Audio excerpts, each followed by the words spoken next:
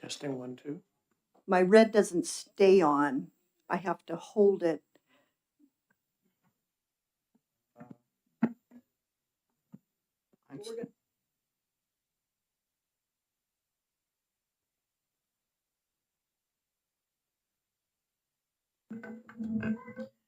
Good morning, everyone.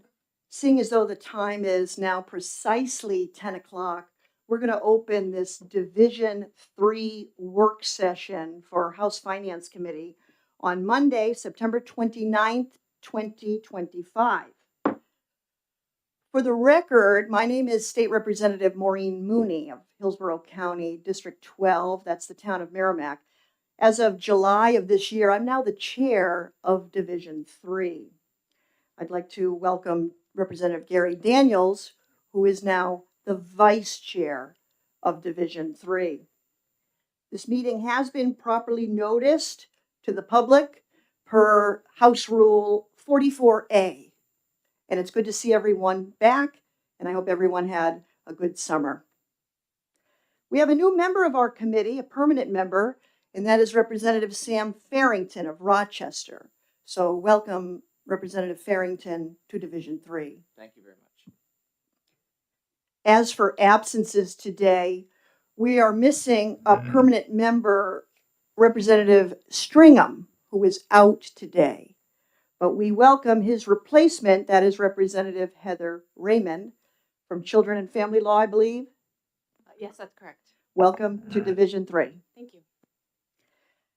Just a word about our previous chair. I'd like to extend a word of gratitude. Representative Jess Edwards resigned from Division 3, from chairman of Division 3 over the summer. And as we all know, serving in this position and observing this position, this role takes a tremendous amount of time and detail. And Representative Edwards led Division 3 through 3 state budget cycles. And so for that, I would just like to extend a word of gratitude for his service to our state. Over the summer, and I've thought this for a while, that it would be very helpful for us here on Division 3 to have an index to our budget. We all receive a ginormous binder of budget line items, but I've noticed now for numerous cycles, never an index of the headers. So over the summer, I took it upon myself to create one. I'm going to have that distributed now, and if members of Division 3 would like a hard copy, I'd be glad to get that to you. But the idea here, and I'm thinking, is I like to see it in perspective. I like to see where these headers are and these lines and where things fall. Apparently the software that the LBA has does not do this, so thus I did it myself. If there are any errors in this, I take full responsibility, though I did have some other people take a look at it. So as a tool going forward for the budgets of DHHS and the Veteran Home, per our charge, here is your index of our budget lines. Okay, the purpose of today's meeting. Now, as a refresher, Division 3 is advisory. So all that we do, today and on other days that we meet and so forth in work sessions is make recommendations to full finance. So what we do today, our recommendations will go to full finance for full finance to either agree with us or disagree with us. And then after that, it would go to the full House. As for when full finance will meet next, that date is to be determined.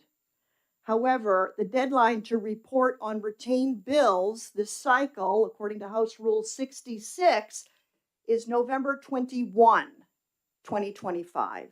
So that's the deadline there to report on retained bills. We're headed into the second year of our session. And so because of that, we have numerous options by which to recommend bills to full finance on. That's all in accordance to House Rule 45. So I'm just going to read what our choices are based on House Rule 45 of recommendations to make to full finance on pieces of legislation. They are: ought to pass with amendment, inexpedient to legislate, refer for interim study, and recommended but to be laid upon the table because of funding. And all of those motions can be found House Rule 45. I have additional announcements to make, but at this time, do the members have anything to say or add? All right. Yes, Representative Tulersky. I thank you for bringing those motions to my attention because I was not aware of that last motion, recommended to be laid upon the table due to funding. I'm just curious, is that a motion only for year 2? I don't believe that rule specifies that. And I think that's relatively a new motion in that House rule, but I don't believe it's specified to the second year. Okay. Unlike interim study, as we know, is only a second year Right. motion. Yeah, Okay. I've never seen that actually used. Thank you. right. Neither have I. Okay. Veterans Home. It would be nice if Division 3 could visit the Veterans Home that's located in Tilton, New Hampshire. I'm hoping that we can maybe come and agree on a date that could be published in terms of making that trip there. I think maybe the easiest way to do this, and I know Mr. Ripple has already put out the initial notice to the Veterans Home, is to perhaps circulate possible dates that are most agreeable to the committee and then go forward to finalize a date. Sure, I can. So I'll just let you know, I contacted the Veterans Home a while ago, about a month or so ago at this point, and so you'd mentioned wanting to meet in October potentially, and the only dates that won't work are the 1st, 15th, 20th, and 29th. So for the most part, the month is wide open from their perspective. So the ones that won't work are the 1st, the 15th, the 20th, and the 29th? Yes. Okay. I think I may maybe circulate 4 or 5 dates and get everybody's opinion as to what works, if that's good. All right, so more to come on that. Thank you. Next, it's amazing in my district, and when I talk to people, the people ask me, you know, you've already passed a budget. Where does the money come from in the second year? And this is a very good question, to the point that I've been asked it so many times that I thought I would mention it in my opening remarks today. And the answer I've narrowed down to 6 areas of where money comes from in the second year of a budget. And they are, which I'll list: surplus monies, existing revenue streams, newly created revenue streams, grants, the reappropriation of existing budgetary lines. So that would be to take from one line and reappropriate it to another. And then, of course, there's the rainy day fund, which is formally called Revenue Stabilization Reserve Account. That's an RSA 9:13 hyphen lowercase e. All right. We have 6 bills today, all retained from our first year of this session, and I hope to get into those now. I'd like to move House Bill 661 to the end of the list. If there are any objections to that, I'll hear that now. And then I think we're ready to begin on our charge today, which is to review the 6 retained bills from the first session. Any further comment from members at this time? Okay. I would simply ask, and this is a little new, but if you could, when testifying, fill out a pink card. I know that's not often the procedure, but clerk and I have discussed it, and I think it would be easier for him and eventually all of us as we review notes as necessary. Pink cards are located on the table. All right.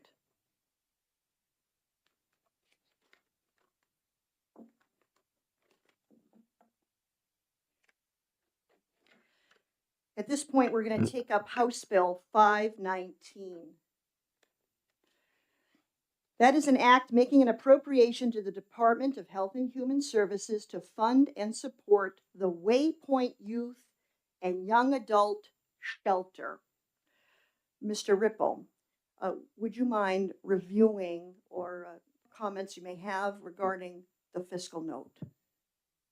Sure, and while I pull that up quickly, I'll just remind the committee that you heard during the budget process that there was actually funding for the Waypoint Youth and Young Adult Shelter contained in the budget, but it wasn't specifically noticed in the governor's budget proposal that it was for that purpose. So the committee put in a footnote dedicating funds to Waypoint, and that made it through the end of the process. So the bill was essentially taken care of in House Bill 1. Thank you for that. Is there anyone here wanting to testify? House Bill 519. Then with that, I'll take a motion. Madam Chair, I'll make a motion that we ITL House Bill 519 FNA, which for reference was included in HB 1 2025 and under the unit 3170. Is that motion seconded? Representative Priest for a second. Any discussion? Okay, when the clerk is ready, we can take a roll on recommending ITL to full finance.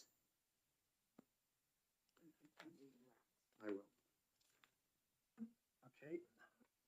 We'll now call the roll. Representative Priest? Yes. Representative Raymond? Yes. Representative Wallner? Yes. Representative Tolarski? Yes. Representative Farrington? Yes. Representative Weiler? Yes. Clerk votes yes. Representative Seaworth? Yes. Representative Daniels? Yes. Representative Mooney? Yes. So, yeas are 10, nays 0. The motion passes. Okay, motion passes on House Bill 519. We move now to House Bill 547. That's an act relative to county reimbursement of funds. Mr. Ripple, if you could just refresh us on the fiscal note. Sure, and this is another one that was taken care of in the budget. House Bill 2 included this reimbursement to counties over a 4-year period as opposed to 2 years as in the original bill, but it provided $22.5 million to the counties starting in fiscal 26. Thank you for that. Anybody from the public here to testify on House Bill 547? Seeing none, I guess we can entertain a motion at this time. Representative Seaworth? Thank you, Madam Chair. I'd like to move ITL. ITL has been moved. Is there a second? Representative Tolarski for a second. Any discussion? Representative Seaworth? Just briefly, this is money that back in the 2020, 2021 timeframe, there was money that came in from the federal government. There was a delay before that got adjusted in the payments from the state to the counties. This bill was put in to make up that funding gap, and as was just mentioned, the substance of the bill was included in HB 2, Section 287. Real good, thank you. Any further discussion? I have some with regards to the roll call. My thought here, Mr. Clerk, is that we begin with Representative Daniels as the vice chair, Okay. and then go through the majority caucus. Is that agreeable? then start with Representative Talarsky, go through the minority caucus, and then end with me. All right, we are ready. ITL motion, House Bill 547. Okay, Representative Daniels, Yes. Representative Farrington, Yes. Representative Wiley, Yes. clerk votes yes. Representative Seaworth, Yes. Representative Tolarski, Yes. Representative Wallner, Yes. Representative Raymond, Yes. Representative Priest, Yes. Representative Mooney, Chair. Yes. Okay, total vote was 10 yeas, 0 nays. Bill passed. Okay, ITL motion passes to recommend a full finance on House Bill 547. That leads us to House Bill 570, and that is an act repealing the Prescription Drug Affordability Board. Mr. Ripple, for the fiscal note, please. This again was included in House Bill 2. It repealed the Prescription Drug Affordability Board. Is there anyone here to testify on House Bill 570 at this point? Okay, any discussion? Representative Farrington? I would make a motion now to ITL HB 570. Okay, that motion is in order. Is there a second? Second. Representative Daniels for the second. Representative Farrington, would you like to speak to your motion? Just briefly, this was addressed in HB 2 and it's not needed at this time. Any further discussion? Representative Talarsky. Thank you, Madam Chair. I just wanted to acknowledge that the minority did not support this bill. We believe firmly that the board did provide a very important function in terms of identifying cost savings for prescription drugs, which is probably one of the bigger issues concerning Granite Staters, including senior citizens. With that said, we understand that it is HB2 has repealed the program. And while we hope that there could be further work done on reducing the cost for prescription drugs, that unfortunately is going to have to happen with another bill. So we will go along with the ITL motion on this bill. Thank you. Thank you. Further discussion? All right, when the clerk is ready, we can have a roll call on ITL House Bill 570. Who was the second on that? Daniels, okay.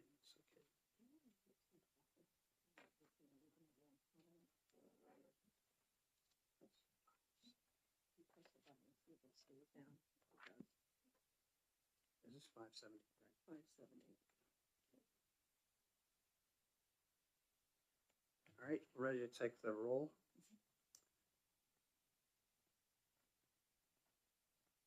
Representative Daniels, Yes. Representative Seaworth, Yes. clerk votes yes. Representative Weiler, Yes. Representative Farrington, Yes.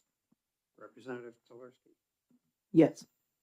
Representative Wallner, Yes. Representative Priest. Yes. Sorry. Yep. Representative Raymond Yes. and Chair Mooney. Yes. So the total is 10 yeas, 0 nays. The motion to ITL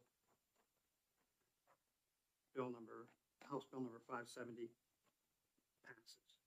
Okay, ITL recommendation of full finance on 570 is a pass.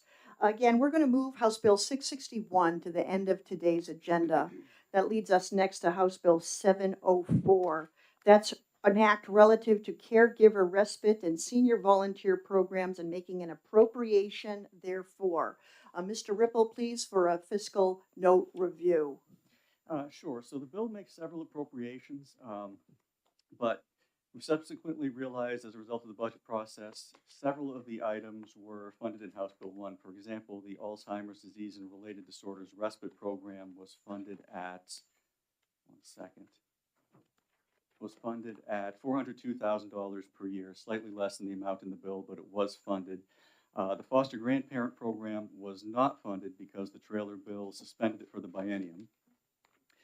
The senior companion program was funded. There's a contract for $40,000 per year contained in the budget. The only item that was neither suspended nor funded is the senior volunteer grant program, which has an appropriation of $180,000 in this bill. Thank you for that. Any further thoughts on the bill? I have an amendment to propose. I'm hoping it's ready at this point. While it's being passed out, the amendment, and you heard the description of everything that's going on here, everything was funded in this bill, in House Bill 2, with the exception of what's called the RSVP, the Retired Senior Volunteer Program. So my amendment really does two things, essentially. The first is to fund the RSVP at $180,000 for just 1 year, because obviously we're going into our second year. And then there's a part 2 to this. And the part 2 is that funding be available, assuming there are surplus funds available to fund it. And that is, that section begins on line 12 of my amendment. So that's what amendment number 2963H to House Bill 704 does. Now, to get things going, I know we have someone here to talk about RSVP, and we would be ready for you now.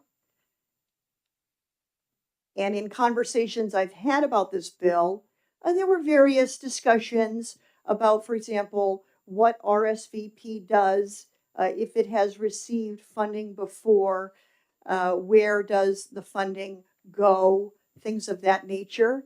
So we're hoping to have Mr. Brian Clark answer those and any other questions members may have. Welcome, Mr. Clark. Thank you. I'm Brian Clark. I'm General Counsel for the Bureau of Adult and Aging Services, part of the New Hampshire Department of Health and Human Services.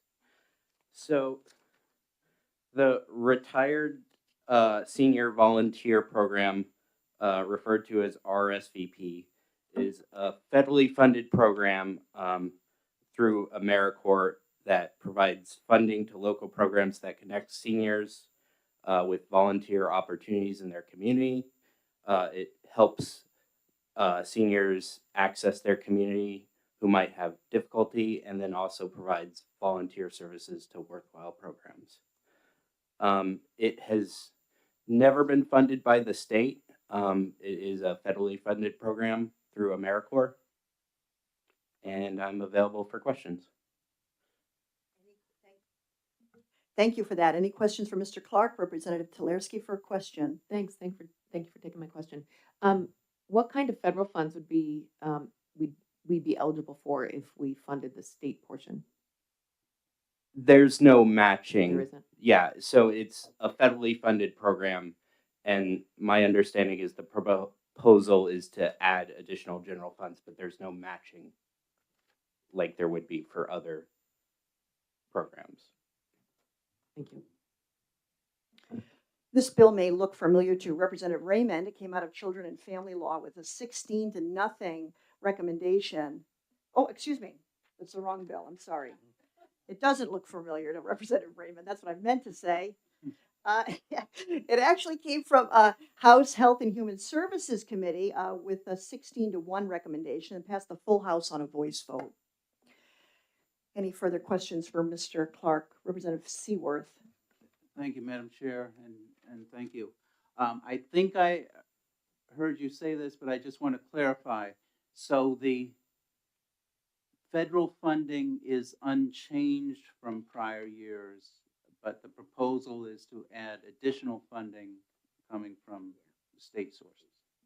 That's correct. It's an existing federally funded program, and the proposal is to add state funding to it. All right, thank you.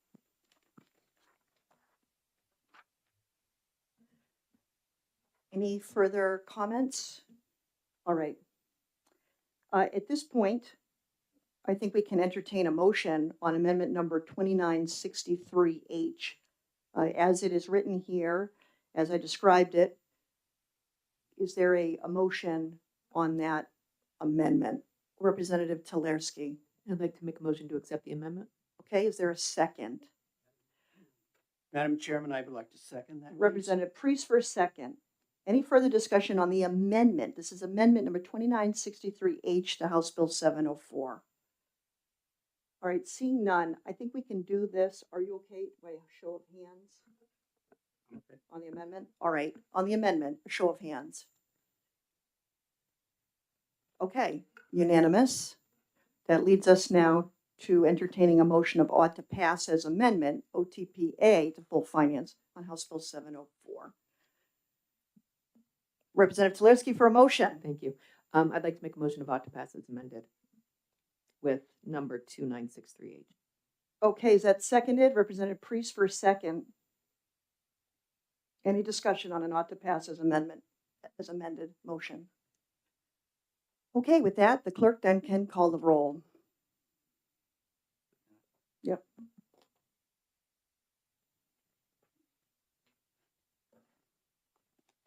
And my hope here is that when we get to full finance, that the motion makers will write the committee reports and take up the bill to discuss in full finance. Okay, ready to call the roll here. Representative Daniels, Yes. Representative Seaworth, Yes. clerk votes yes. Representative Weiler, Yes.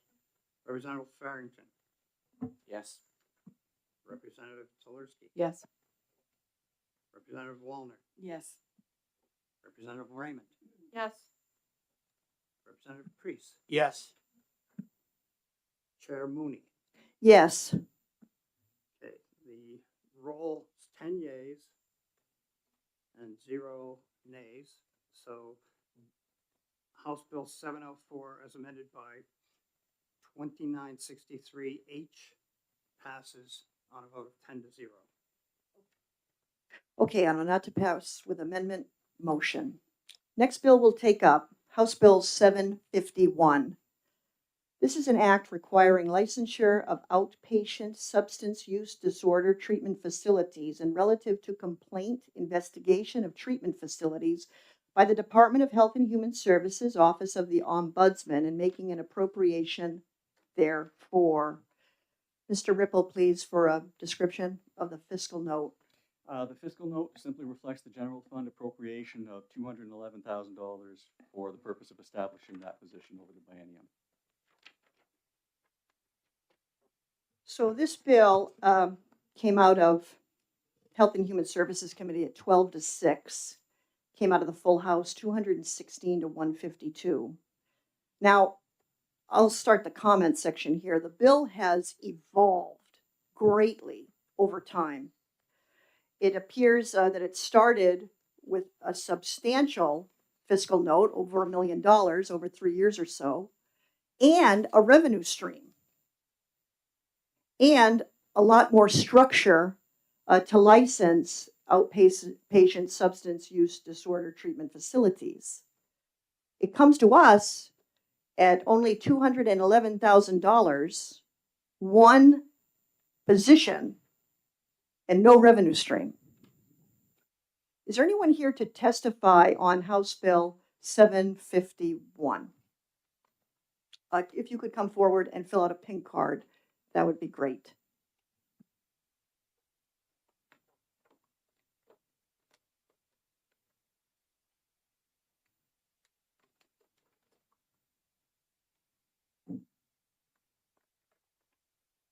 And welcome to Division 3. Thank you. Either now or after is fine. We just want to be sure we have the correct name and spelling on the record.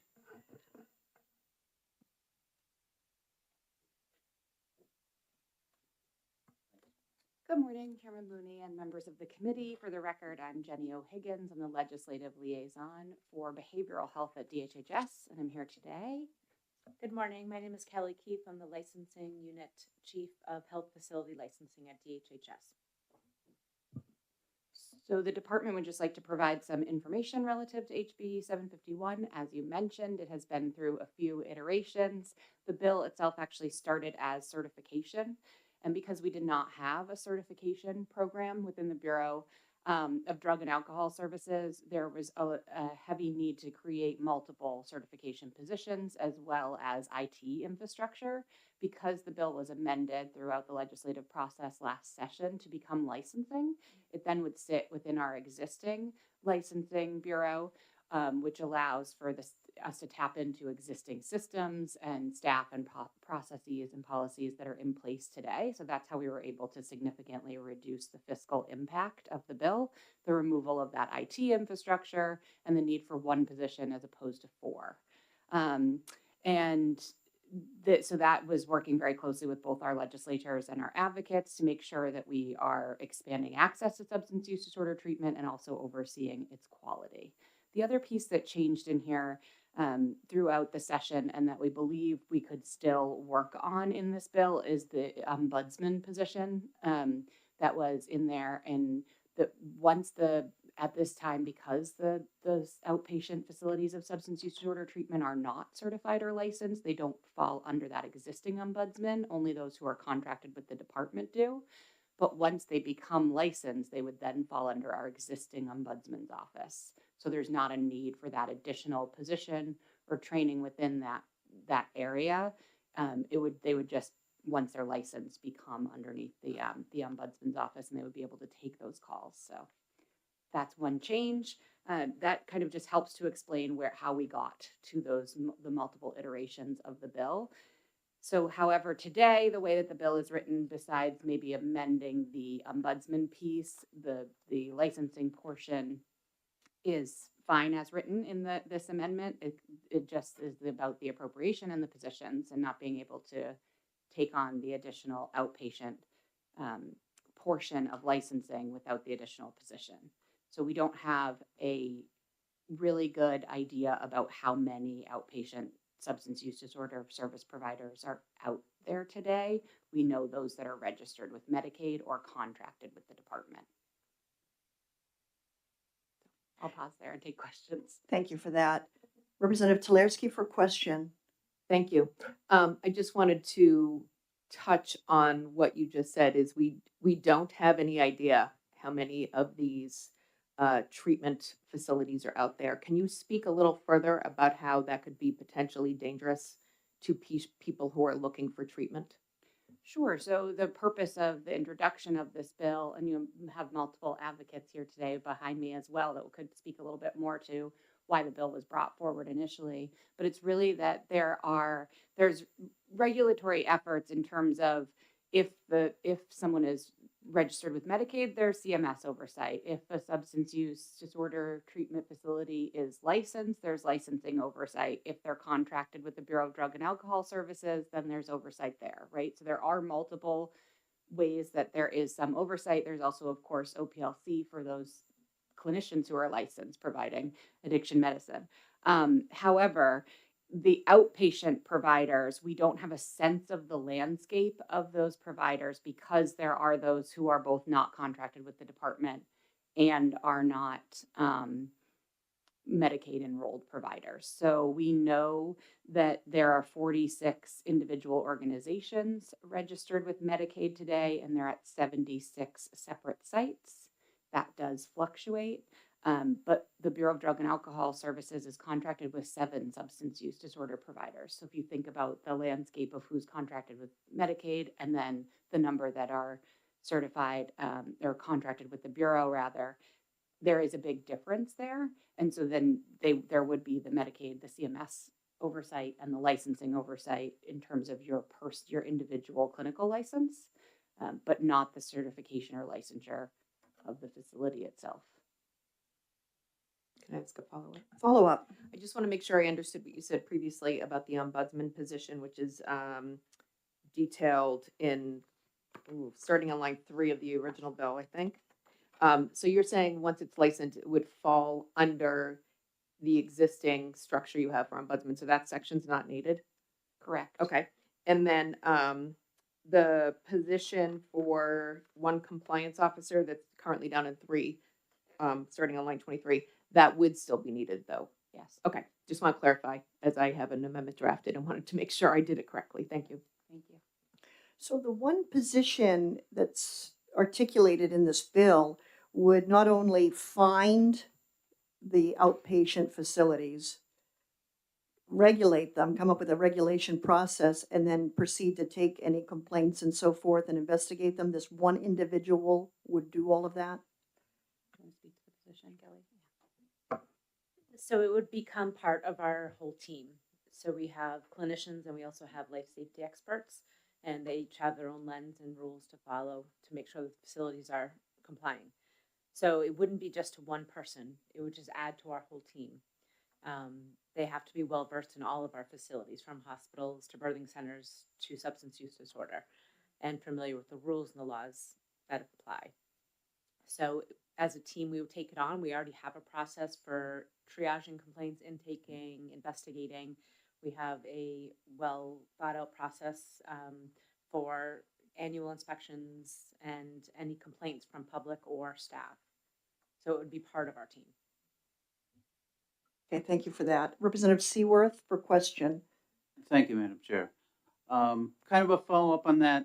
So as you described the history of the bill, under its earliest version, there was a certification required with, I think you said 4 full-time equivalents to do that. I'm trying to understand, by shifting this to licensing, how that saves so much in required staff. So there just is not a certification in the Bureau of Drug and Alcohol Services. So it was standing up an entirely new program. So it included, the fiscal note included IT infrastructure of how do we actually even take in the applications for certification, as well as a team and supervisor to be going out. Whereas when we worked with advocates and legislators to amend the bill, it really allowed us to build it into our existing infrastructure under licensing. So because it was the creation of a certification, it was not something the department does today. Whereas licensing is something the department does today.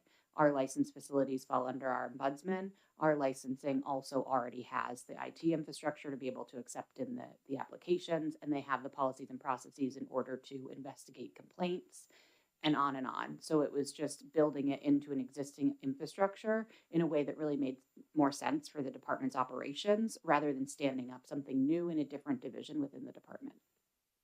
Okay, thank you. Follow up? Thank you. So to me, not being involved with this,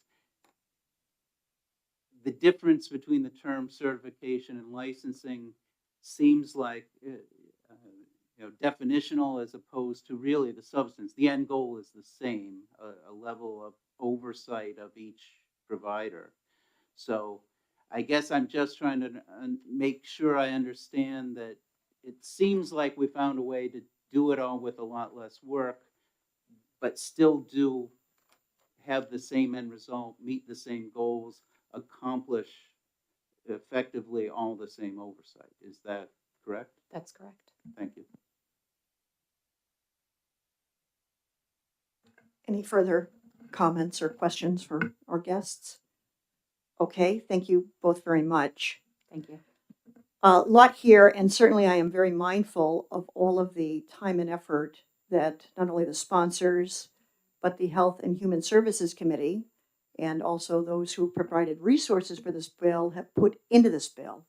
I watched the Health and Human Resources Committee hearing on this bill. That's one benefit we have being a division of finance, is we can go back and watch the policy hearing and get a refresh, a good review of the bill and see who testifies there. And obviously a lot of work's been put in, a lot of questions as well. Representative Daniels, you have an amendment? Thank you, Madam Chair. Yes, I do, Mr. Epperle.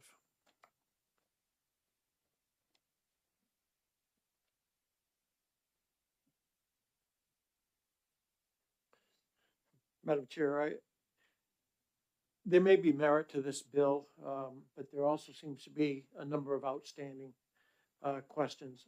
I'm concerned by the fact that there is no revenue stream for it, so the question is where the money comes from. Also, a little bit concerned that we don't have any idea of how many outpatient facilities there are. So what I'd like to do is to make a motion that we form a study committee to kind of get answers to some of these questions before we pass this on as legislation. Okay, this is in regards to amendment number 2964H. Why don't we just take a moment to read it? Yes. Again, for the record, Jenny O'Higgins from the Department of Health and Human Services. Just wanted to clarify that we didn't say in our testimony that we have our existing revenue stream for licensing where the substance use disorder facilities would pay into their licensing fees. So I just heard the revenue stream question come up and just wanted to clarify that piece. Representative Tulersky? Quick question then. Do we believe that the licensing fees coming in would support that position? That Probably help to offset, but Help not to offset. necessarily cover the full position. Does that sound right? Need licensing. Good morning. For the record, my name is Doreen Shockley. I am the manager of the Bureau of Licensing and Certification, which includes the Health Facilities Administration, which this particular bill impacts. To answer your question, Representative, thank you. The revenue that we would receive across the board for all licensees does not cover the cost of doing business. Additionally, your point is well taken. We don't know the population that exists in today's environment, so we would have no way to know what the shortfall would be. Okay. Thank you for that. If you could just fill out a PIN card at your leisure. Thank you.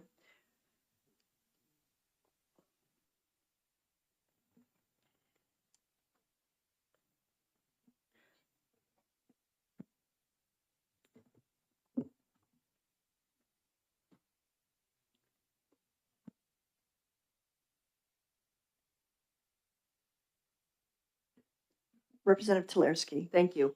Well, I appreciate Representative Daniels bringing forward an option. I do know that there's other advocates here that I think would maybe speak to the issue. And I also have an amendment that also, I believe, cuts the initial cost that's in this bill that I'm hoping we can discuss further. Okay. Are there any additional individuals who'd like to speak at this time? And just remember the pink card. Perfect. A+.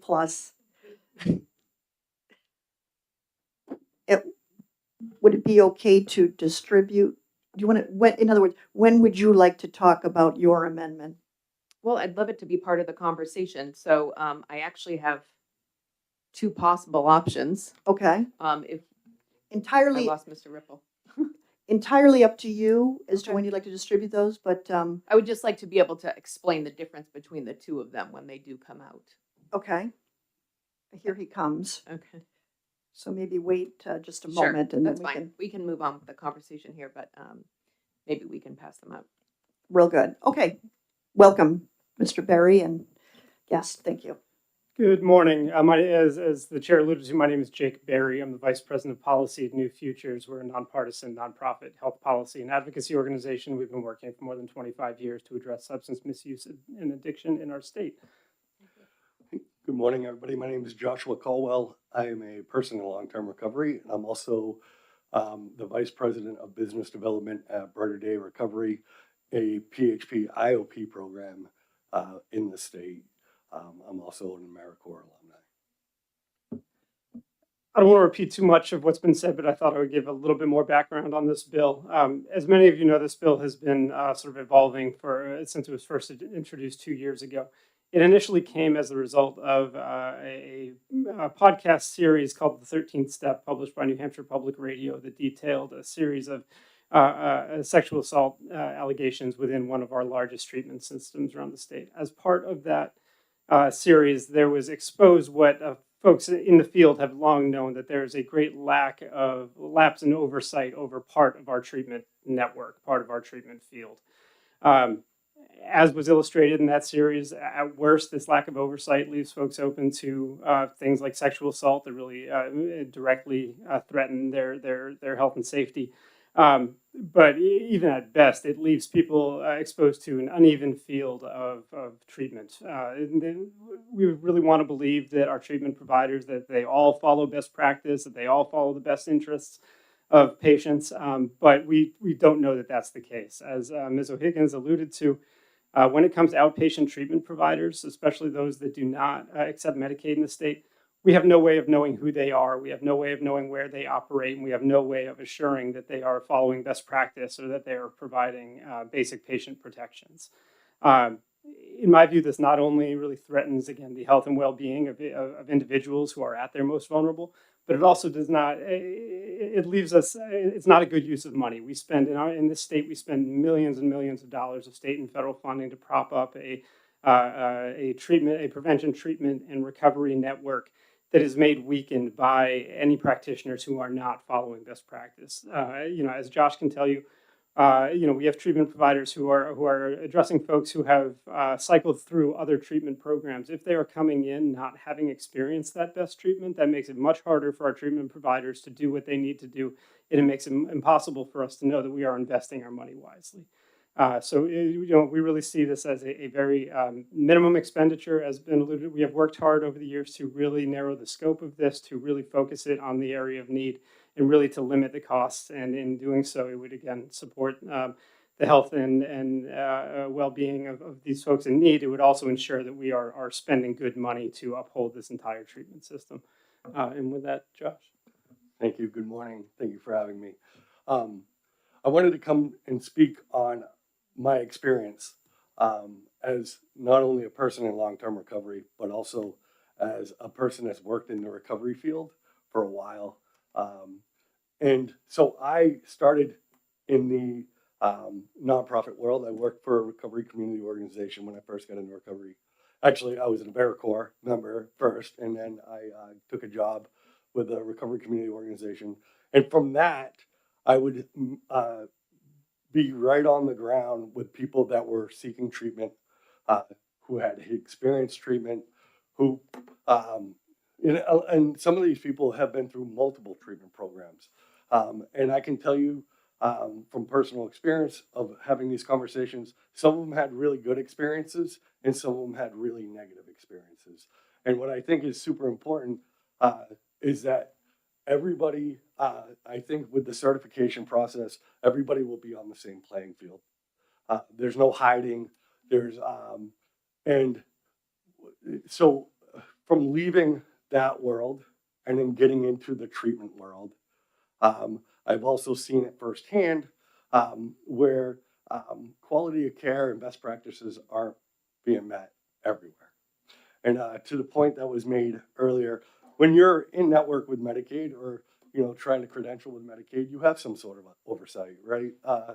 But the programs that are coming into the state that are out of network facilities is what we call them, that they do not get into network with any insurance provider, so therefore there is no oversight.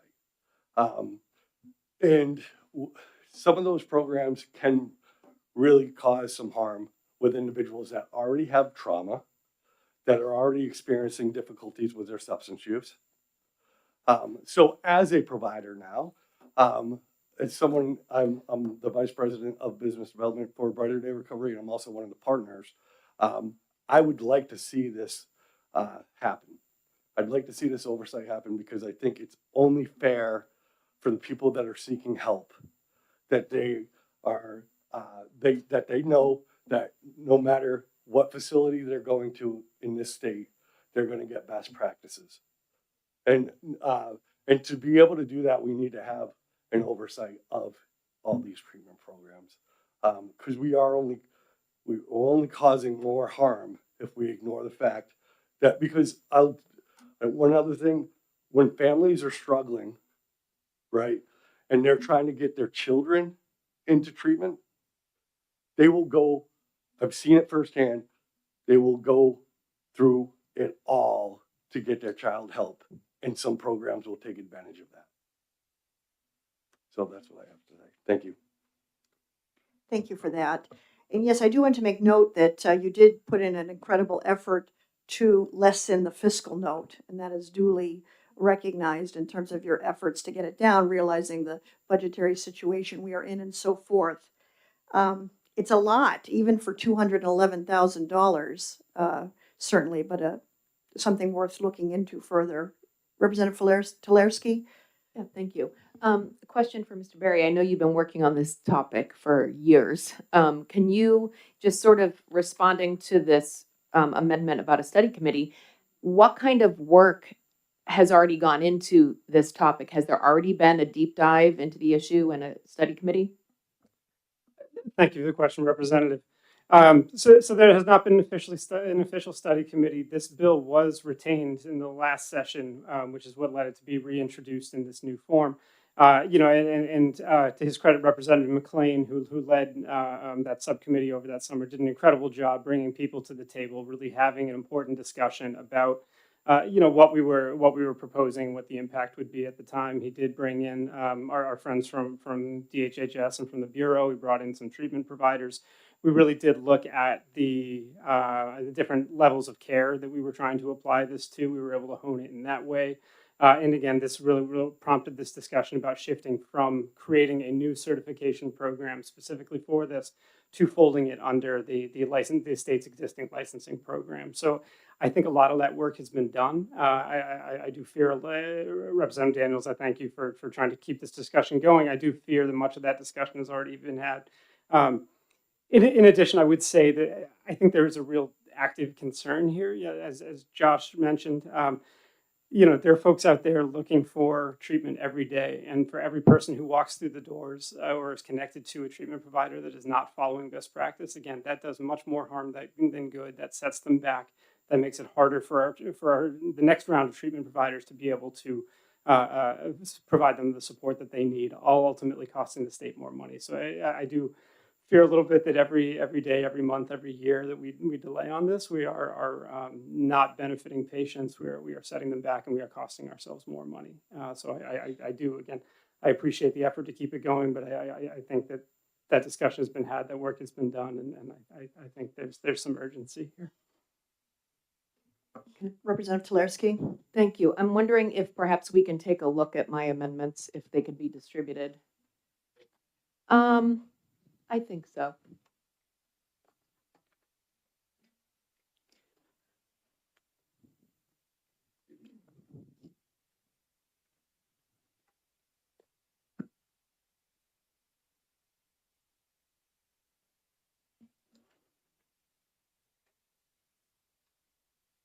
Thank you.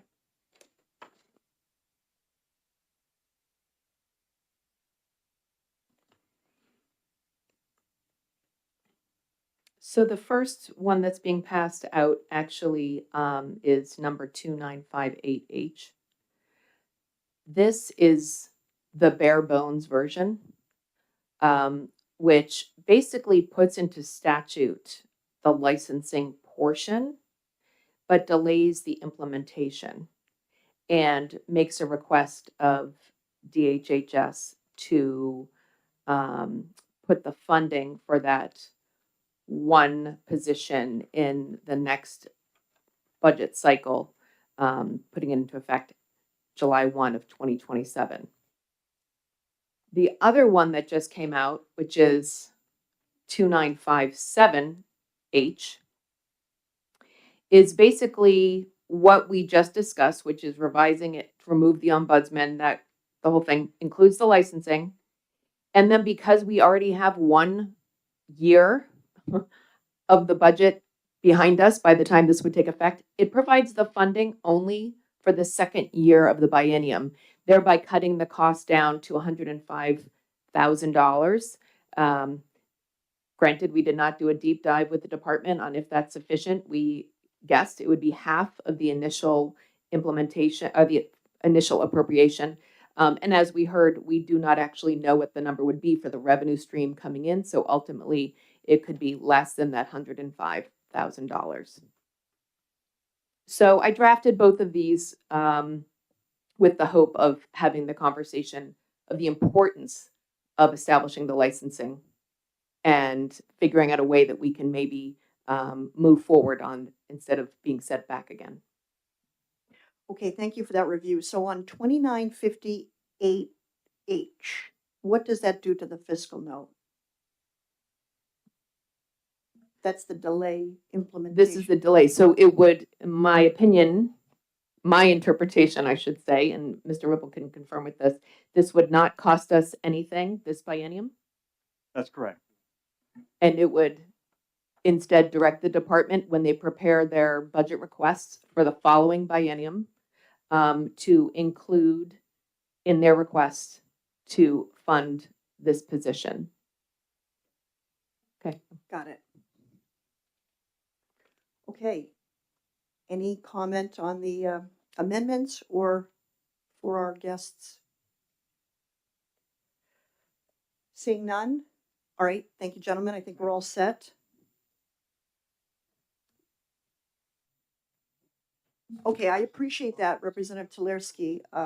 Multiple options on the table here. This is good to see a full gamut of what this could look like. So we have before us 3 amendments to consider. As 2 as described by Representative Tulersky, 1 is described by Representative Daniels. So I would say at this point, we could be ready for a motion if someone is so driven to do so. Representative Tulersky. Thank you. I would like to make a motion to accept Amendment 2958H, and if I could speak to that. Is there a second? Representative Priest for a second. Representative Tulersky to speak to a motion. Yeah, I mean, we've discussed this. People have been working on this for quite some time. While my preference would be to move the other amendment and get this going as soon as possible, I do understand that there are concerns about the price tag for this biennium on something like this. However, I think that the time has come to actually move forward, provide that structure for the department to establish licensing and put it into statute so that we can actually make progress on it. And I hope that we could accept this amendment and recommend that the licensing be implemented. Thank you for that. Any further comments on amendment number 2958H? Representative Daniels. Thank you, Madam Chair. I just question the effective date, because my understanding is one legislature is not supposed to tie the hands of the next. So could you please address that? Well, I wouldn't necessarily say we're tying the hands of the next, but we are putting into policy, putting into statute the policy of the licensing of the substance use disorder facilities. So we are establishing policy here. It would be in statute, and the department would then just have to develop their budget based on this new piece of policy that we are directing them to do. How is that not this legislature telling the next legislature what their budget has to contain? We are recommending that they license substance use disorder treatment facilities. I think there are a large number of bills that we will be reviewing and passing this in 2026 that will have some kind of budgetary impact moving forward. From the amount of discussion we've had on this issue over the last number of years, I think it's time we have found a way, I believe, with the assistance of the advocates, to get the policy that it's been clear is so desperately needed, put it into statute, and we're looking at that price tag of $105,000 per year. I believe we can do that to get them moving forward with the licensing and work it into the budget next biennium as needed.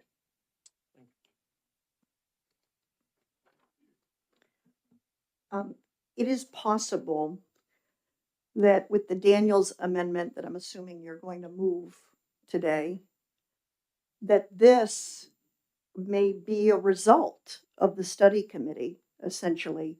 So here you would have a study committee to further review all of this and a changing fiscal note and a tremendous amount of work, and may come up with this result for the next biennium. It's possible. Representative Wallner. Yes, I'm wondering if, I guess I would ask the department this.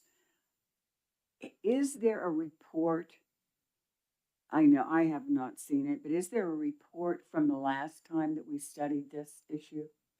Is there a written report? Here comes Miss, is it O'Higgins? O'Higgins now.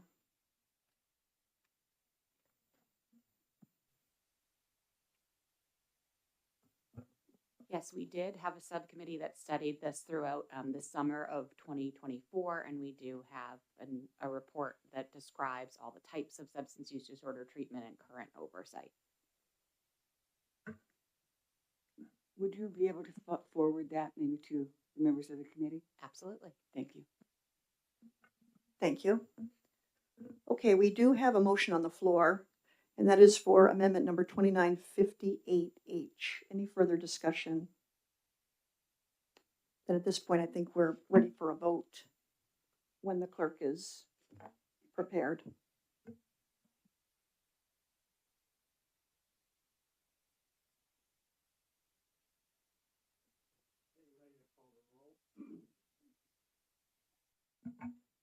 Ready to call the roll? Representative Daniels. No. Representative Seaworth. No. Clerk votes no. Representative Weiler. No. Representative Farrington. No. Representative Tolarski. Yes. Representative Wallner. Yes. Representative Raymond. Yes. Representative Priest. Yes. The vote is 4 yeas and 5 nays. With the Oh, chairman sorry, voting Chair. in the negative as a no vote. 6 to 4 nays, so the amendment does not pass. Okay. That's amendment 2958H. Representative Daniels, you still have an amendment out there. Are you willing to move it, or how do you wish to proceed with your amendment? Thank you, Madam Chair. I would move amendment 2964H. Is there a second? Representative Seaworth with a second on amendment 2964H. Would you like to speak to your amendment again, reviewing what it would do? And it's a full replacement to the bill. Is that correct? Yes, Madam Chair. Yeah, my feeling is, I believe that there may be merit to looking at this. I think we still have a lot of outstanding questions, including how just regulating an entity is going to make problems. I mean, we've heard the testimony, but the implication was that if it's regulated, there isn't any problems. But if it's not regulated, that there are problems. I've got a feeling that there's probably a mixture of both. I would like to have a better idea of how many unregulated ones there are out there. And I guess let's just get some answers before we go forward, and also identify where the money's going to be coming from to cover this. Thank you. Any further discussion on amendment 2964H? Representative Wallner. Yes, I'm going to vote against this study committee. I don't often vote against study committees, but it feels like to me that this has been studied and very recently, and there is a report out there that I know I did not look at, but there is a report out there that I think this bill then addresses what the report addressed, and I don't see that there's a need for another study committee at this point. Further discussion. Representative Priest. Yes, thank you, Madam Chairman. I will also echo the same argument that, that Representative Waldner and Turisky has mentioned there is no need for another study committee. And there is a need to move forward on this action. And we're not doing any service for those who are out there seeking treatment and making sure that they are getting the best practices and the best quality of care. Thank you. Further discussion? I'll be voting for this amendment, and a couple of reasons. First of all, the discussion around the many forms of the bill and the many forms of the fiscal note leave, despite all the study and despite all the work that has been done previous, which is very evident, but it still leaves a lot to be discussed by a future study committee.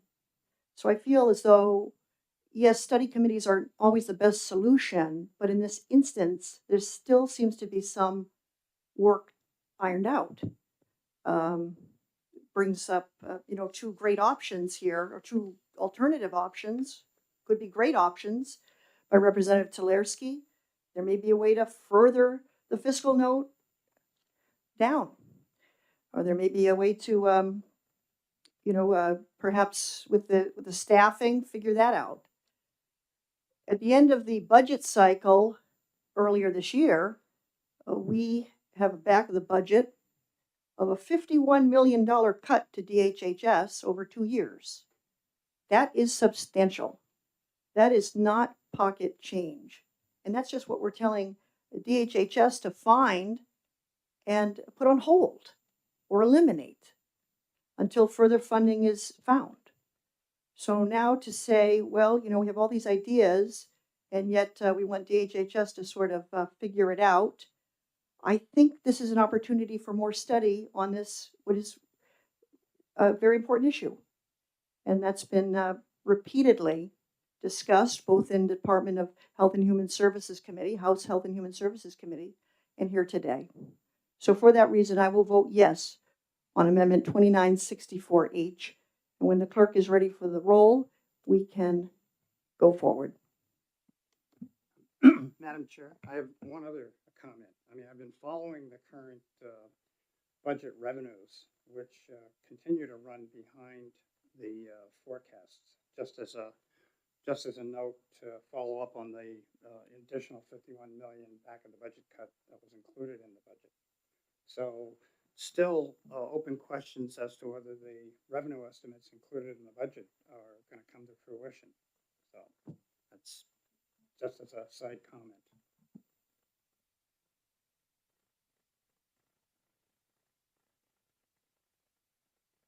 Ready to call the roll on the motion to accept Amendment 2025-2964H as presented by Representative Daniels.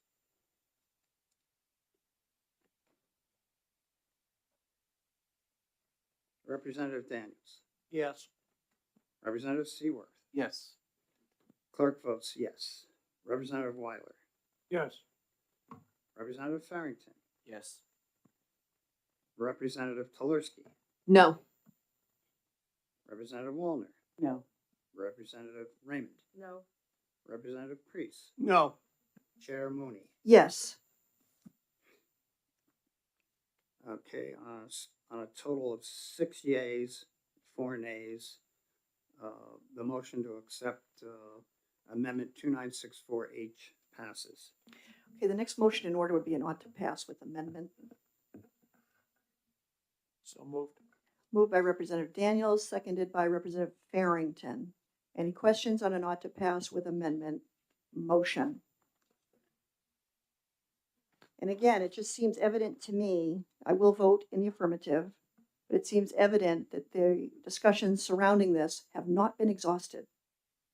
If there were nothing to talk about, a study committee would certainly not be an option.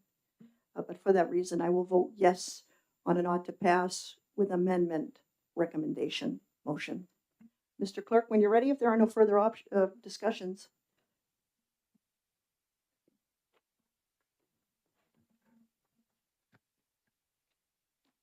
Ready to call the roll. Representative Daniels. Yes. Representative Seaworth. Yes. Clerk votes yes. Representative Weiler. Yes. Representative Farrington. Yes. Representative Tolarski. No. Representative Wallner. No. Representative Raymond. No. Representative Priest. No. Representative Mooney, Chair. Yes. Okay. Ought to pass as the amendment as proposed by Representative Daniels ought to pass as amendment with amendment 2964H. The total vote is 6 yeas and 4 nays. So the motion passes 6-4. Okay, motion passes of ought to pass with amendment. That is House Bill 751. And again, this is a recommended motion essentially to full finance, which will meet at a date to be determined and either approve or disapprove of our recommendation here as a division. At this point, we're ready to move to House Bill 661 FN. That's an act relative to the Department of Health and Human Services, management of Social Security payments, supplemental security income payments, and veterans benefits for children in foster care. This bill is going to be familiar to Representative Raymond. Came out of House Children and Family Law 16-0. Came out of the House on a voice vote.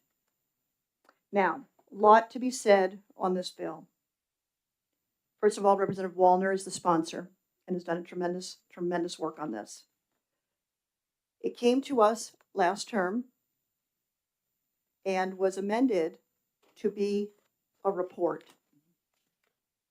for the tune of $150,000 to produce a report. We have that report, 42 pages. It has been emailed to all of the members and it is online. We've placed it, believe it or not, Division 3 has a web page off of the state web page, LBA site. And that report is posted on the web page. So my hope today is to have some discussion about that report since this division, to my knowledge, has not yet. And then in addition to that, I have submitted 27 questions, carefully gone over, worked with some of you on those questions. 27, all divided by headers that are relevant to this bill. And I would like to have a discussion on those questions as well. From my perspective, this bill is very important. I'm a co-sponsor, and I was last term as well. There's no doubt. But my issue is this, and I just say it very upfront. The math has to work with the numbers we have. And we cannot be in a position, this is going to be the first question I ask, or at some point a question, and I hope someone can answer it. We can't be, as a state, spending an exorbitant amount of taxpayer dollars to save, $1. For example, it can't be a ratio of 25 taxpayer dollars with all these employees and all of this, processing and software and everything to save $1. The math has to work. And if not, then it needs to be further discussed, further studied, and answers have to be received. There's no doubt. I've been told by some here in this audience that questions have been posed, no answers. So we'll see if we can get to some of those today. Those are initial remarks on House Bill 661. Representative Wallner? I look forward to hearing some of the answers. I thought it was a good list of questions. Thank you. I appreciate that. Anybody else for opener? Okay, let's start with the 42-page report. Is there someone here who could take us through that?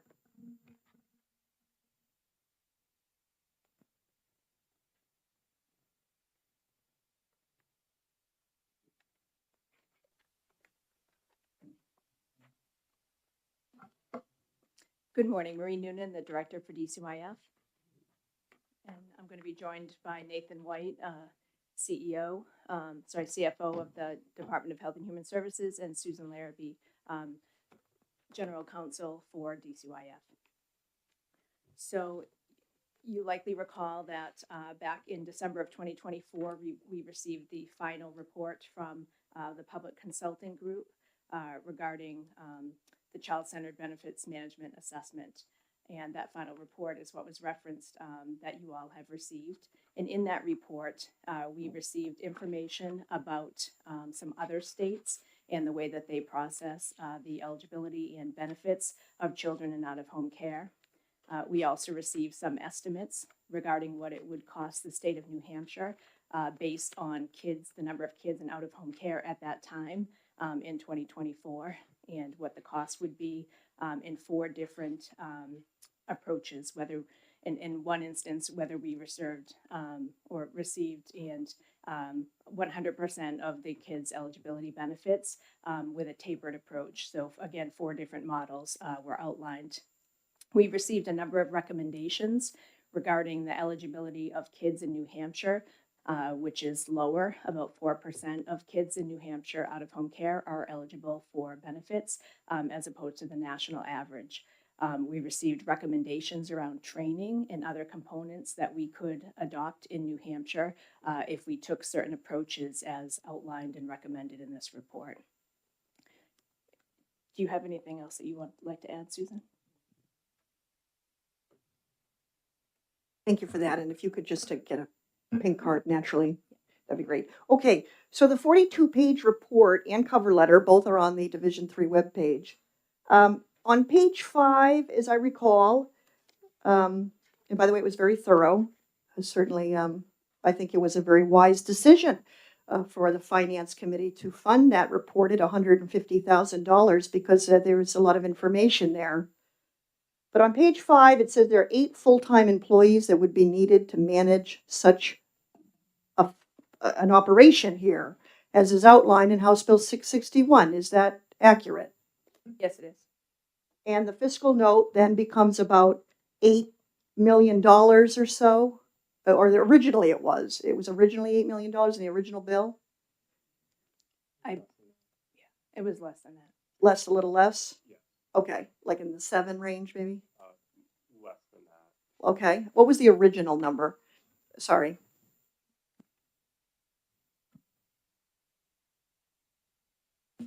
The original fiscal note to, Nathan White, Chief Financial Officer, Department of Health and Human Services. Good to see some of you. Nice to meet some new members. The HB 1598 as introduced, the original fiscal note is what you're looking for, that specific number? Yes. No rush, but essentially it was substantial, enough that it caused great pause for all of us to turn the entire bill into a report as opposed to a green light to go forward. 8 full-time employees to make this happen. There are 290 or so children in New Hampshire in foster care out of about that would be eligible for these benefits. Is that right? 290 eligible for SSI or disability benefits out of a 1,000 approximately 100 foster care system in New Hampshire. I think at that time in 2024, the numbers were generated based on out-of-home care population at that time. So that would fluctuate at any given time, but that's a good approximate number. And the original fiscal note estimates beginning in state fiscal year 2026 were about 2.9 million each year going forward. So I suspect the $8 million number you were thinking of was a combination of the appropriations that would be needed for state fiscal year 2025, 2026, and 2027. That gets you closer to that $8 million figure. That is correct, Mr. White. Thank you for that clarification. I'm sorry if I wasn't clear in my initial number, but that is exactly what I was attempting to say. And by the way, I'm impressed that this division has gone an hour and 19 minutes without seeing you yet. Typically, you're right up, front and center, right from the get-go. But it's good to see you again. So again, I go back to my original question. What, if we go forward with this model as presented, how many taxpayer dollars, what is the ratio of a taxpayer dollars to save $1 of SSI or disability benefits for the 290 that are eligible for such a savings fund? Sure. I think maybe just backing up a little bit in order for some of the newer members to kind of understand where the fiscal impact is coming from. So I kind of think about it in two sort of major tranches or buckets, so to speak. One would be more of the oversight or administrative costs related to, as the report proposed, managing the ABLE accounts. It's not something that we do in the way that would be required. The second is essentially the state, along with many other states, historically has claimed these dollars and used these dollars towards the care of the children. And that is changing at a national level. We've seen a number of other states change that policy in recent years, and that's what obviously this bill contemplates here today. And if the state chooses to do that, then what we would essentially need in the long run is a supplemental general fund appropriation for those federal dollars that we are now no longer using for the cost of care. The cost of care will still be there. It's just that the general fund in most cases would be needed to cover those dollars that would now be distributed into those ABLE accounts. And that's really the two major cost drivers. The details are mired and extremely complex, and we have a crew of people here behind us as well if we want to get down into the nitty-gritty details. Representative Wallner, question. I do. Do you have an estimate right now of how many funds we are retaining from your estimate of 290 children? How many funds come into the department? And where would a person go to find that in the state budget? Okay. Hi, my name is Galen Smith, and I'm the DCYF Finance Manager at Health and Human Services. Included in some of your questions, you had asked how many kids. So we have approximately 65 kids who we are collecting SSI benefits for to the tune of $407,725. And we have 199 kids for whom we are collecting SSA dollars for, and that is $1.111 million. 963, so $1.112 million. Does that answer your question, Representative Wallner? So let me see if I got those right. So 65 children. 65 children, SSI, $407,000. $407,000. And 199 we are collecting SSA for. And that's 1.1 million yearly. Yearly. It changes. Yep, that was actually fiscal year 25. Okay, thank you. You're welcome. And, Excellent. And I'm sorry. No, you go ahead. and the question as far as where is that budgeted? So it's the services are, you'll see that appropriation authority within the accounting unit 2958. And as Galen had indicated, those expenses will be dependent upon the number of children in the care or custody of the state, and then it will also obviously be dependent upon what those individuals are eligible for. So you'll see some variation from year to year. It's not necessarily a fixed number. That's great. And of our 27 questions, that is the first category, accounting unit. So moving right along. Okay, Representative Raymond. Thank you, Madam Chairwoman. I appreciate you allowing me to ask a question.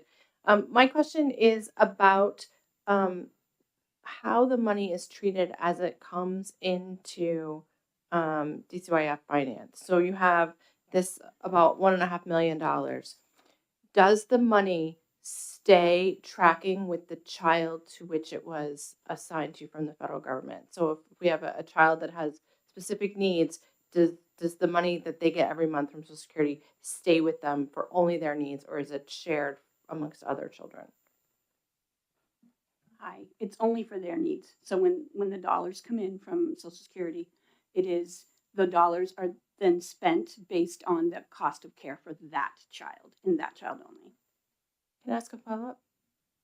Follow up. No, I don't think it's likely, but are there ever circumstances where the money coming in is greater than the amount that that child needs for their specific needs?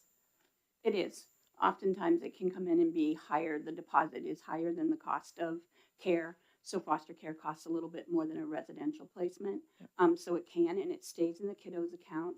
And my 40 experts in the audience, but I think that if the kiddos are SSI, we can only retain $2,000 above what comes in. And in SSA, that amount is a little bit higher, but it stays. And then if it reaches $2,000, and we usually do reach out and ask the field, the Child Protective Service worker, if there's anything that the kiddo needs. So, one more follow-up. Follow up. Thank you. So then what happens, right? So you have a child who has, 2,500 or 3,000 now, right?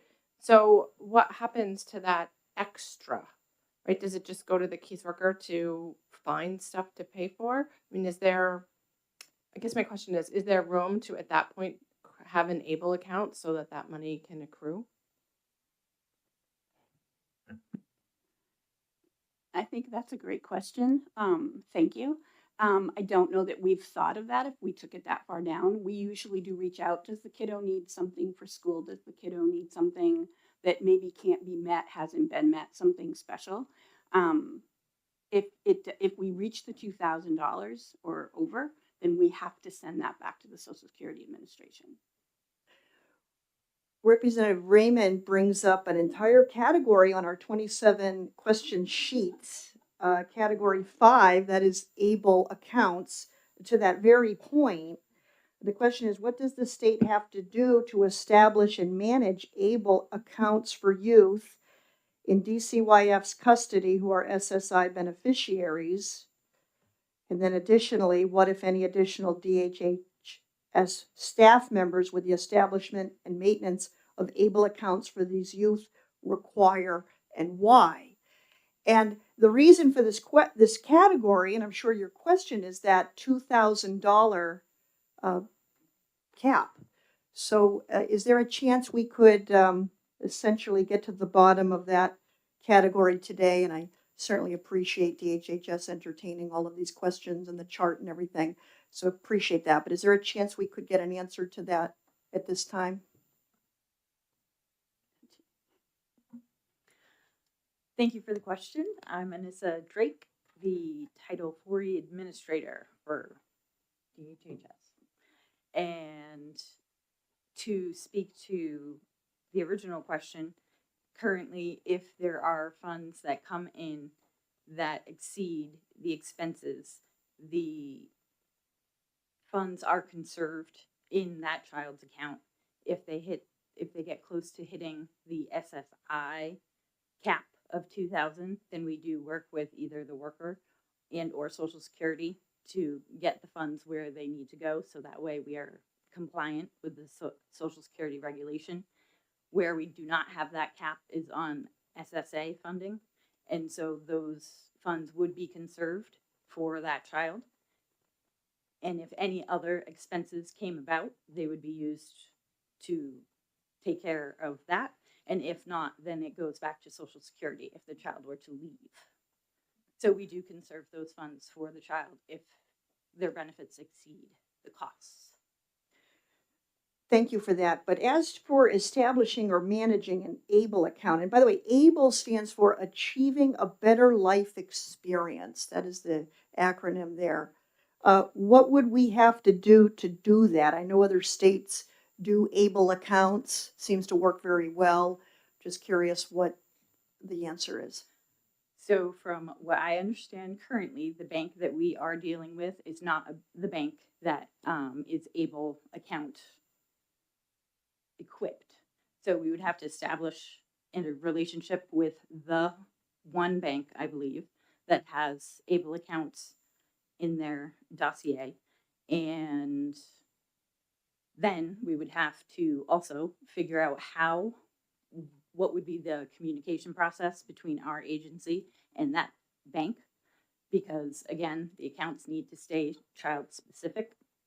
So currently we have that process with one bank, and ABLE accounts can only apply to SSI funding. So we would not be able to use ABLE accounts for Social Security funding as well. Okay, I'm going to go Representative Nalavenko, followed by Representative Seaworth. I just have a quick question. Have we ever returned any SSI money in your knowledge or experience under the cap? Absolutely, yes. Oh, we have. Okay. Thank you. And my question is, what happens to that money when we send it back to SSI? Does it vanish? Hopefully Does it not. get accounted for somewhere else? So when we do in fact return any funding back to the actual agency, Social Security, not to the parent, not the child, and if the appropriate person then applies to be rep payee of that child's benefit, whether it be the child because they are over 18 or parent, legal guardian, that once they become the new responsible rep payee, they would get the funds. So thank you for that, if I may follow up. Just to clarify, so if the child is a minor now and money's returned, the years go by, and now the child becomes an adult, does that mean now an application can be made to take control of that account from years before, or is it more of an immediate thing that somebody has to be ready to pick it up at the time? We would need a Social Security expert for that one. All right, thank you. Okay, anything further? Representative Wallner. Well, I'm just trying to clear this in my own head. You refer to two types of children, the SSI and the So the 65 children would have ABLE accounts, or those are the ones that cannot have ABLE accounts?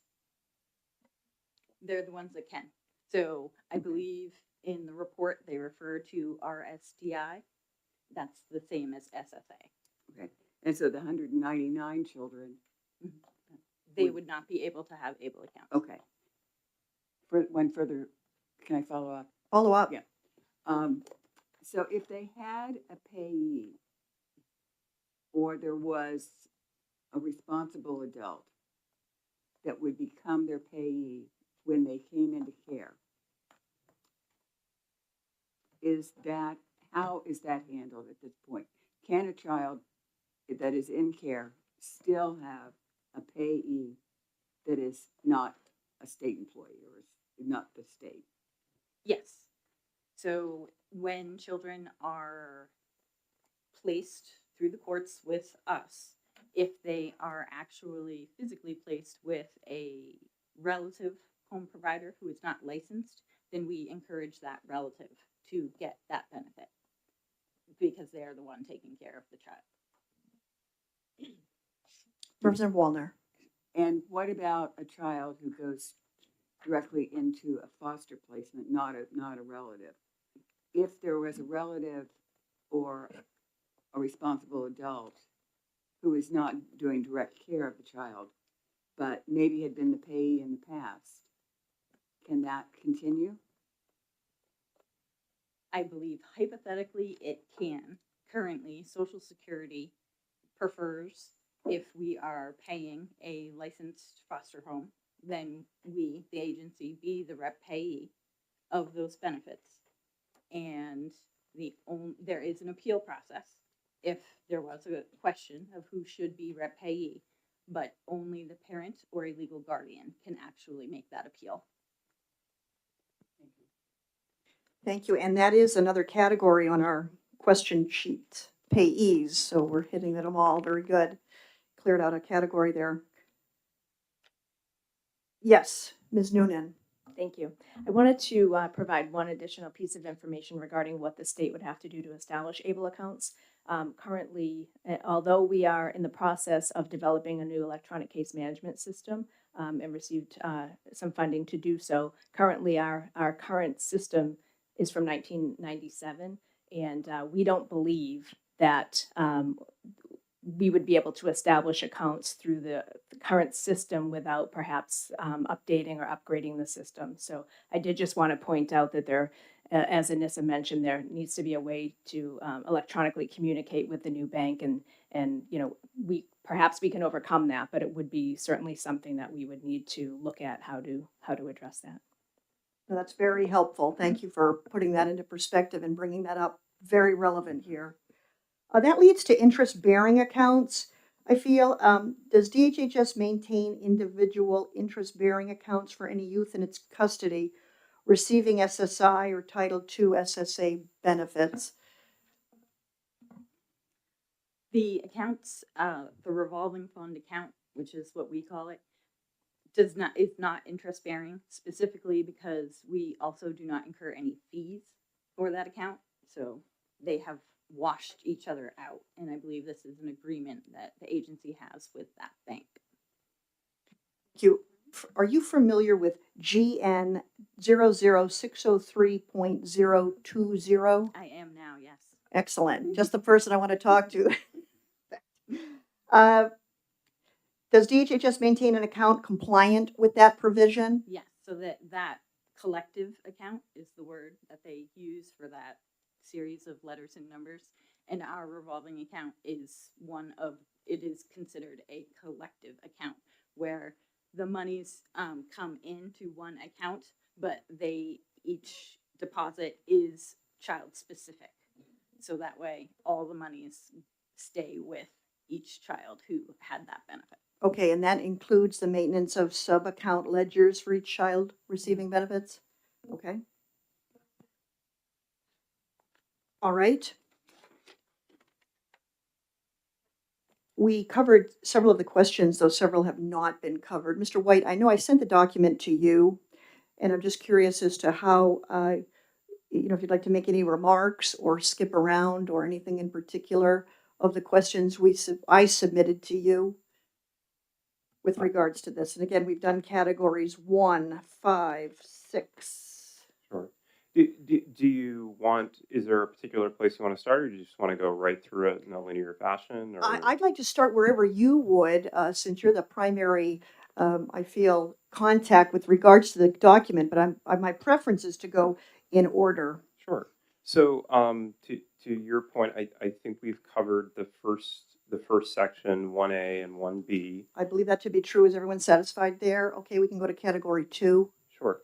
And so the next question, 2A, if 1661 were adopted, approximately how many SSA dollars would be conserved, and what would it cost the state to implement the policy change?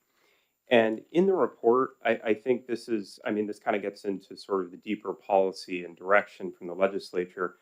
As Marie had indicated earlier, there's 4 different models and directions that we could go. And I believe, what page was that on? Page 5 of the report. They had 4 different models. Model 1, which is basically conserving 100% of the SSA benefits, would be about 2.1 million. Model 2, 50% of the SSA benefits, about half that, about 1.08 million. There's a Model 3, conserve 100% of SSA benefits for youth age 14 to 21. So it's just shy of 1.4 million. And then Model 4, conserve 100% of RSDI, 50% of SSI benefits, youth age 0 to 13, and 100% of SSI benefits for youth age 14 to 21. And that's just shy of $2 million. And there's also some implementation costs. And all of this is articulated throughout the report. And so we can certainly provide a summary or a write-up of what's in there if that's helpful. PCG was estimating that if the state were to take all of this in-house, it would be approximately 8 employees or 8 FTEs. Alternatively, they had also, based on their estimation, there would be about just shy of a $300,000 implementation cost, and that would be changes to the bridges system that Marie and others were discussing earlier, as well as probably around $460,000 of annual ongoing costs. We had worked with PCG, the consultant that wrote the report. They're actually doing this work in Massachusetts right now. So they worked with us and got information from us, but they also drew from their experience working with other states and implementing some of these changes.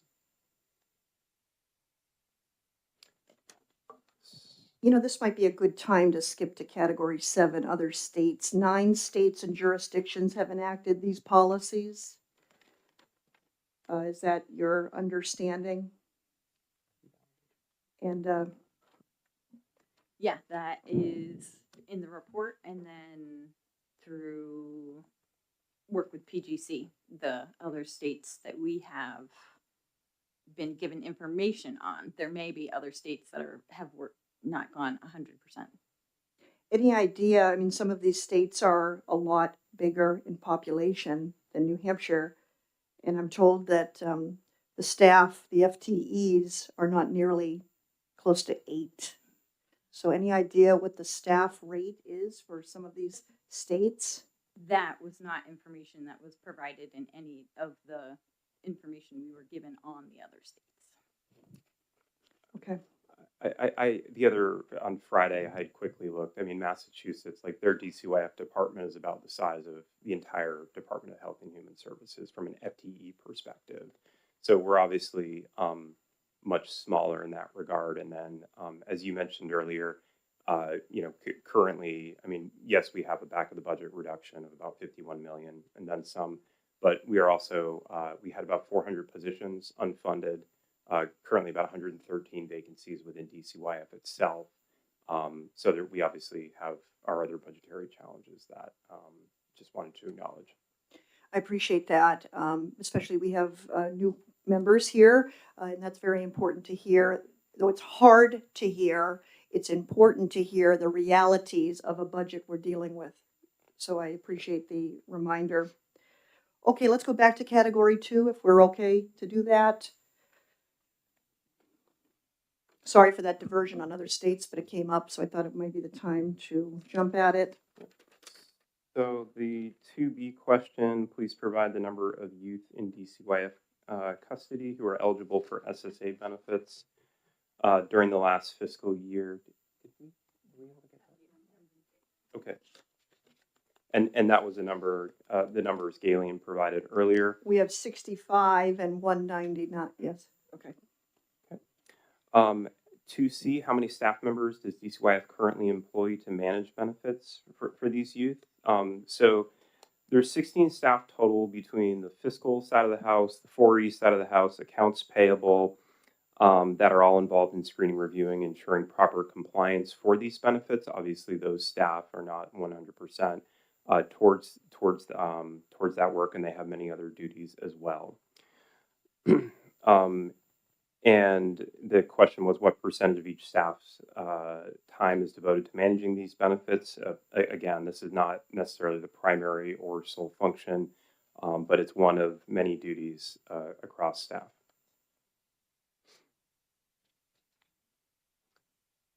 Any questions on that? Okay. Question 2D, what is the total SSA revenue DCYF actually received from each type of benefit during the last fiscal year? And those were the numbers that Galen gave earlier. What is the number of SSI eligible? Is 2E. What is the number of SSI eligible youth in DCYF custody in the last fiscal year from whom the department received 4E maintenance fund? So our current electronic database, again, this is the system from 1997, does not necessarily have the capability to track that specific data. Basically, what we would have to do is manually go into every case file, open it up, and then tabulate that manually. So it's not something we can do. We could do it, but we can't do it short of probably several work weeks to get to that number, just given the age of the system and reporting capabilities or lack thereof.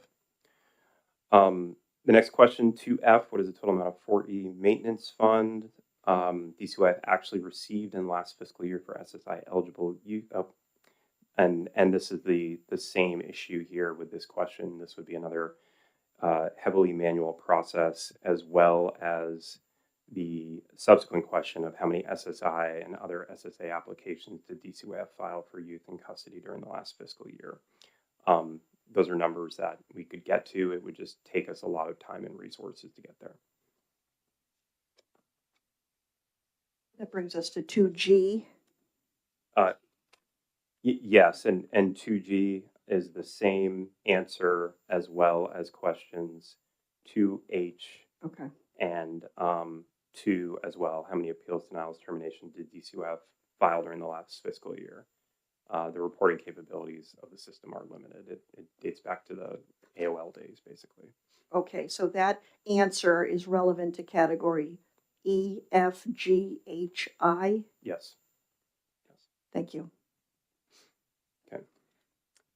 Do you want to handle this policy question? So 2J, what new policies would be required beyond what is currently in policies 2652 and 1676 to implement a child-centered benefits management approach if this were to pass?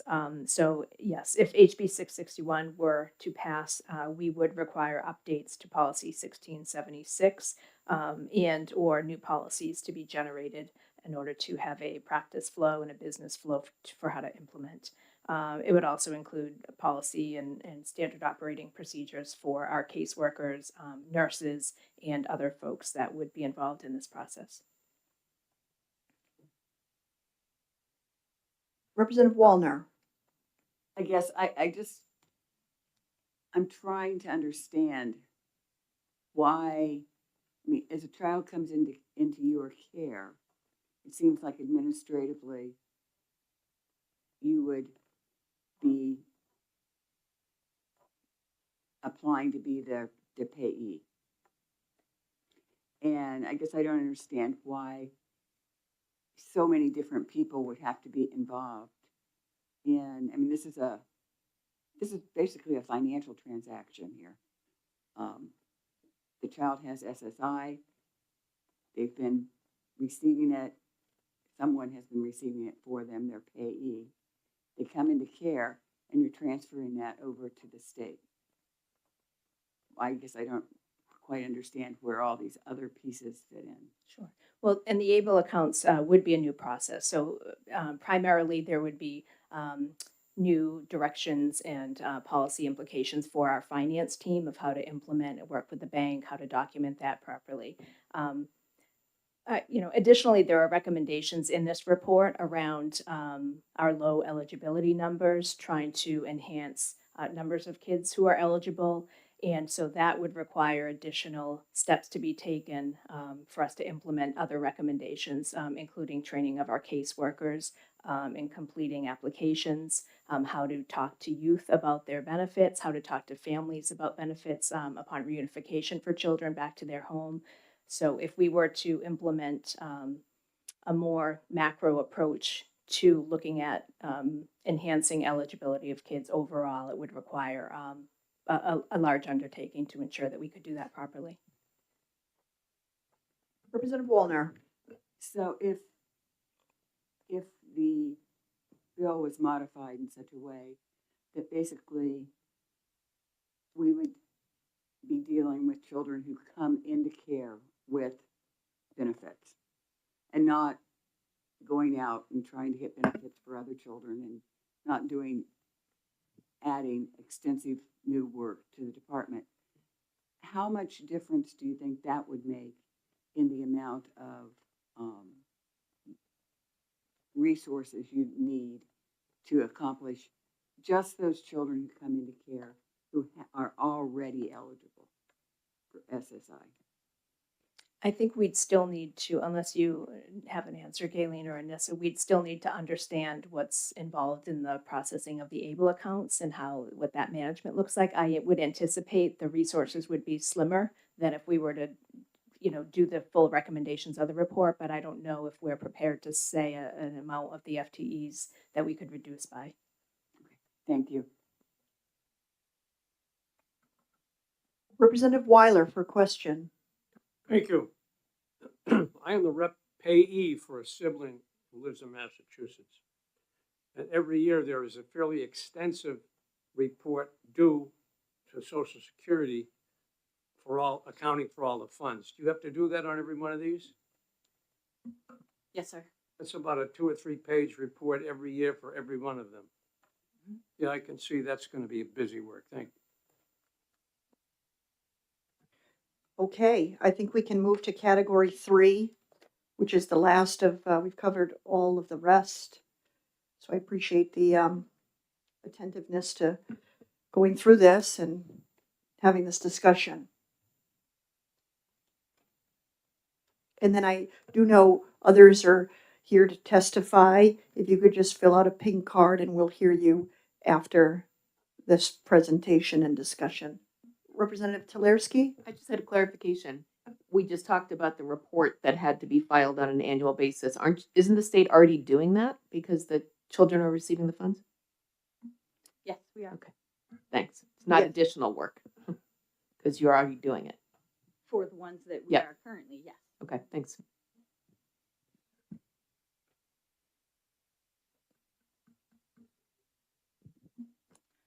So for section 3, may the state secure additional 4E maintenance or administrative funds to reduce the anticipated negative fiscal impact of House Bill 661? In general, the answer is no, because the 4E funding, if we were to be going after all the SSI funding, we can't go after 4E, and they wouldn't be 4E eligible because of the collection of the SSI. So that would take away our opportunity to go after that type of funding. And that would apply to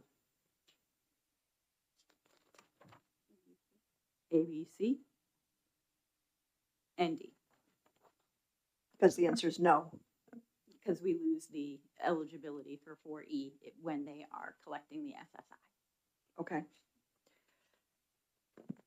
Anything further on the 27 questions I submitted to Mr. White, or the 42-page report, or anything else, relatively related to House Bill 661? Representative Wallner. Yes. So, in the past, we had a woman who had come and spoke. She was an expert in Social Security. Remember Megan Dillon? She is not here today because she was not able to be here because of other commitments.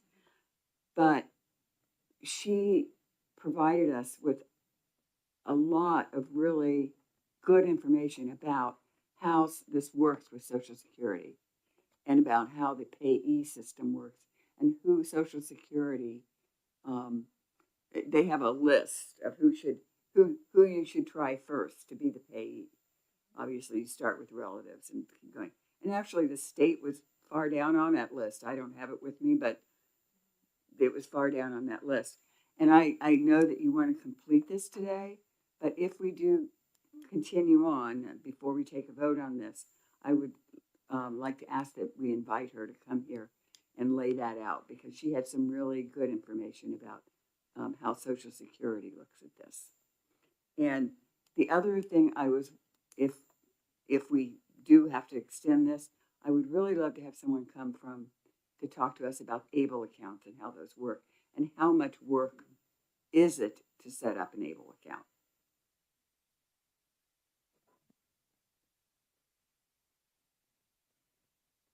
Okay, thank you for that. I do remember that woman who came to talk with us, yeah. And I know perhaps she's watching or will watch and could get us that information, because it would be good to see that and what she sent previously. Her name escapes me at the moment. Anyone? Megan Dillon? Okay. All right. If you all could, again, with the pink cards, I appreciate that very much for a clerk, but I think we're all set. Thank you. We have others here who I know have come to testify, House Bill 661, some at great distance, as I understand, so we're ready when you are.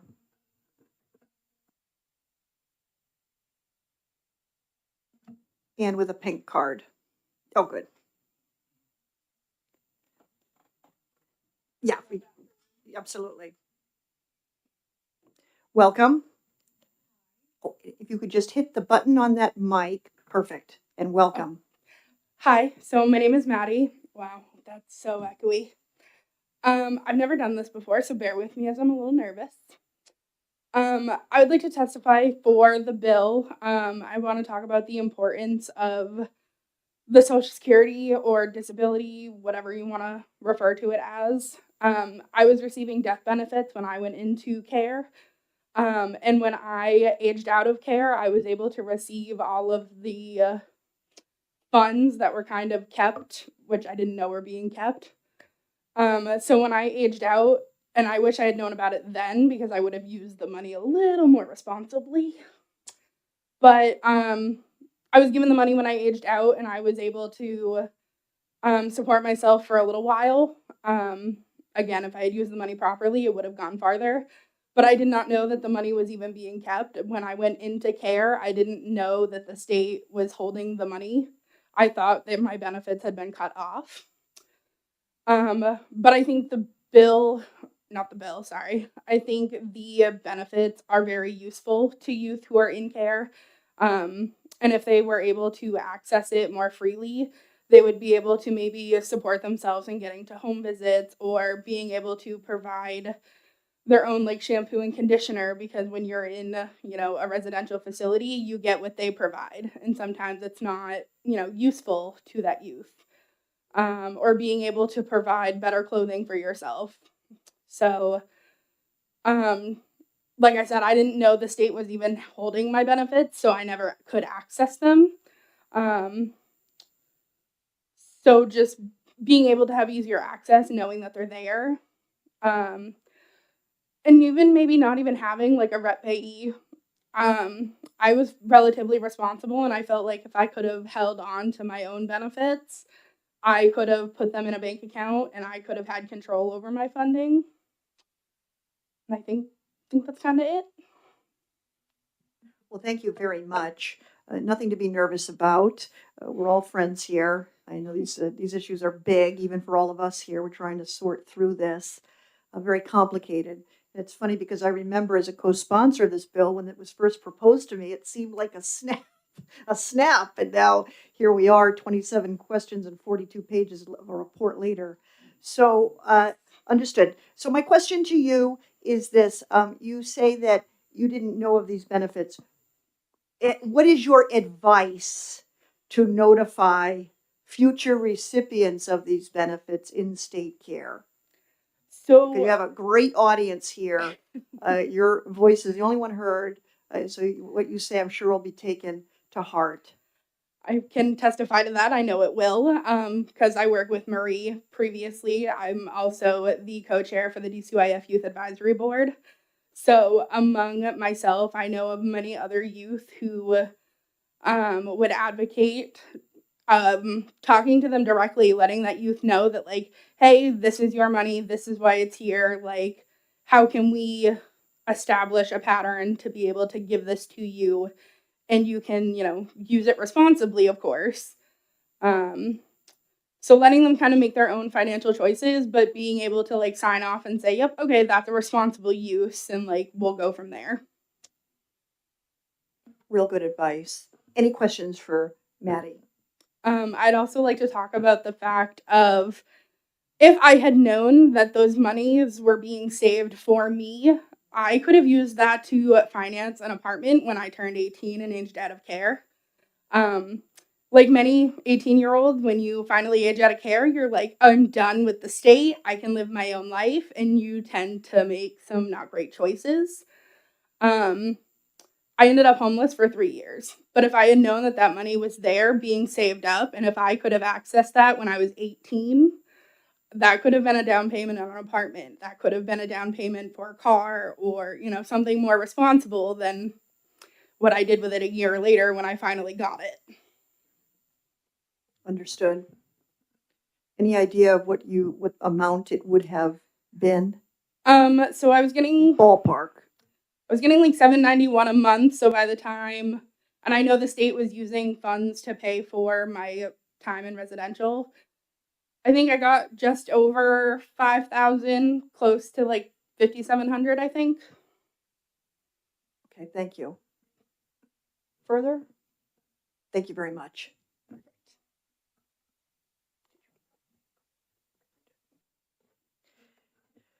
Anyone else here? Yes.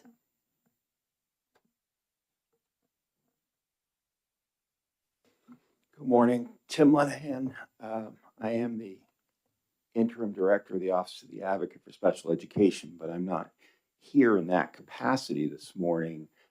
I spent a better part of a dozen years working for the division in both child protection and juvenile justice, and had occurrence to have a couple of youth who were Social Security recipients. And I kind of want to just tell you real quick about them. One youth was, her charges involved assaulting a parent. Eventually she went into care, and the Social Security that the mother had been receiving was then diverted to the division. When she came out of care 6 months before she aged out, because she was ready,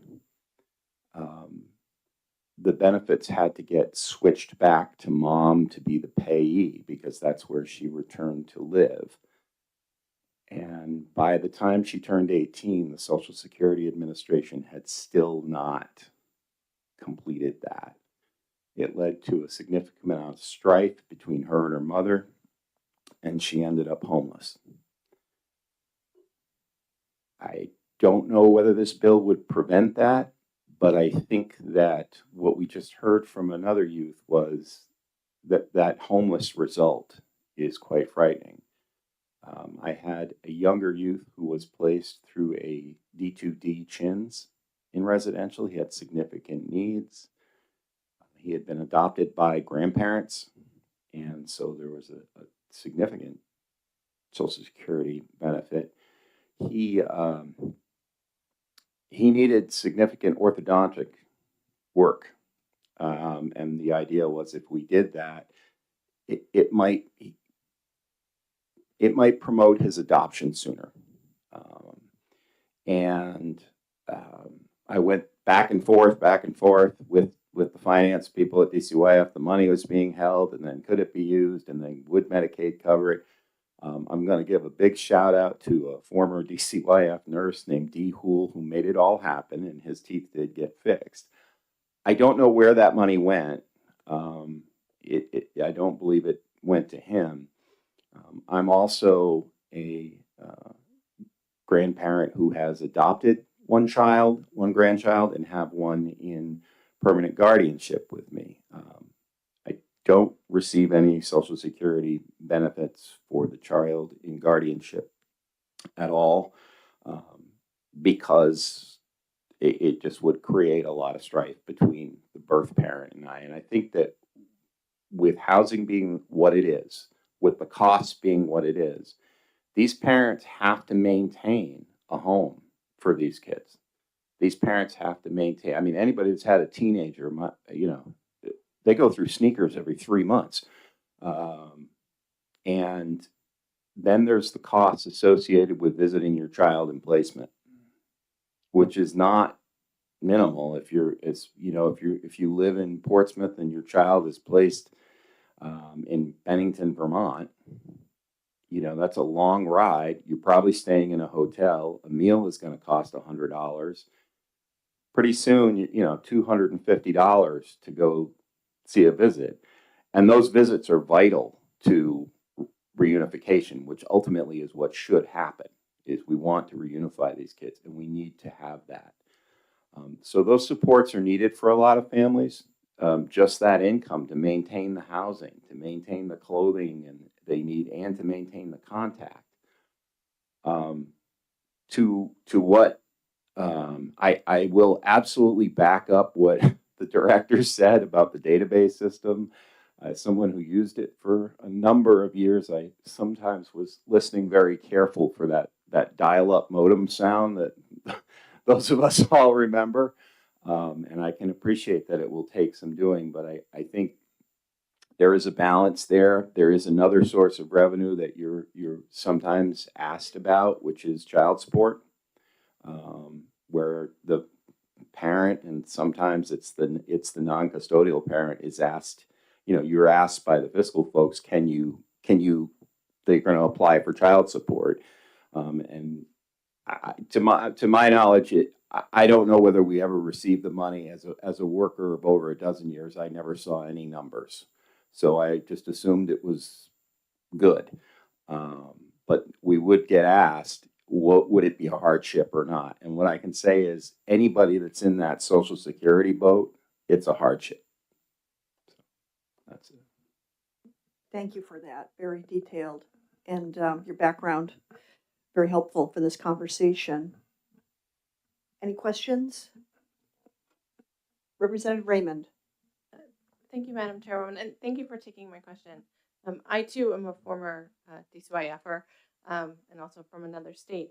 And I'm just curious if you ever had the experience where having that Social Security money go with the child into placement caused a hardship for the family and impacted their ability to maintain their home or to reunify. Yeah, actually, the case I spoke of with the young lady, that's precisely what happened. They ended up moving to a much smaller set of housing, and it meant that the mother couldn't go on visits.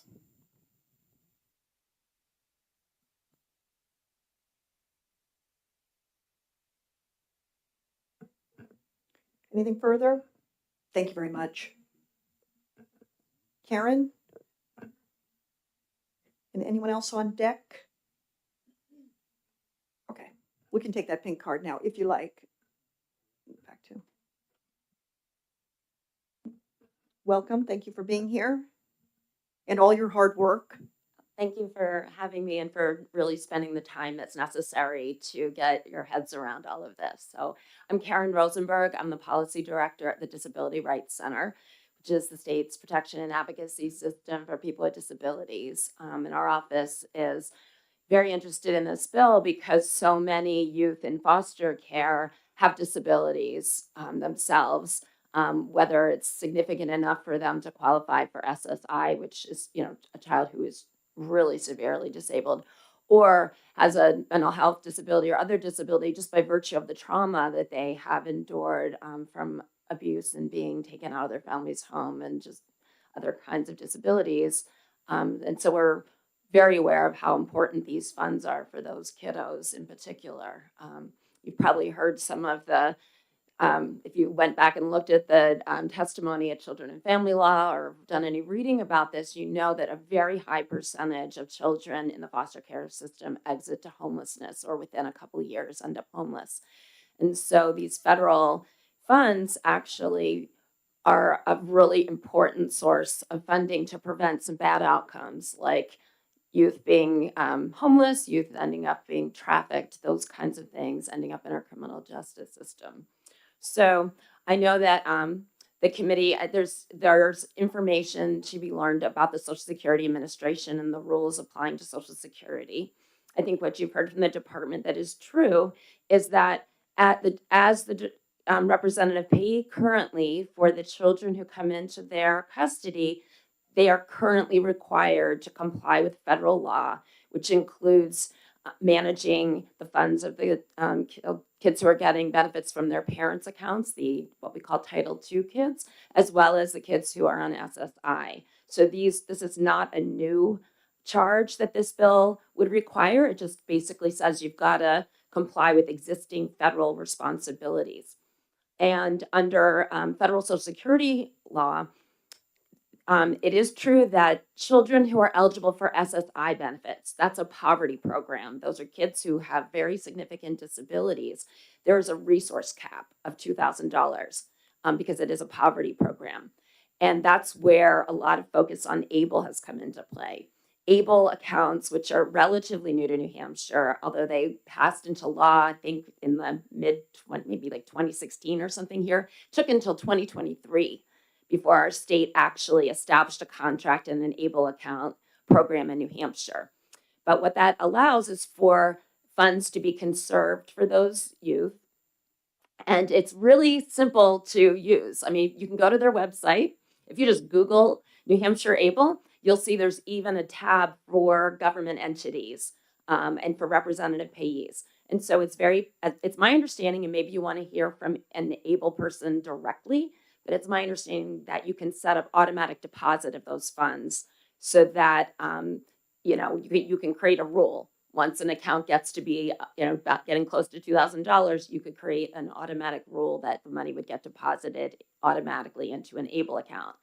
But as representative payee, if the state continues to be a representative payee for those kiddos, they would still have the federal reporting requirements that they currently have.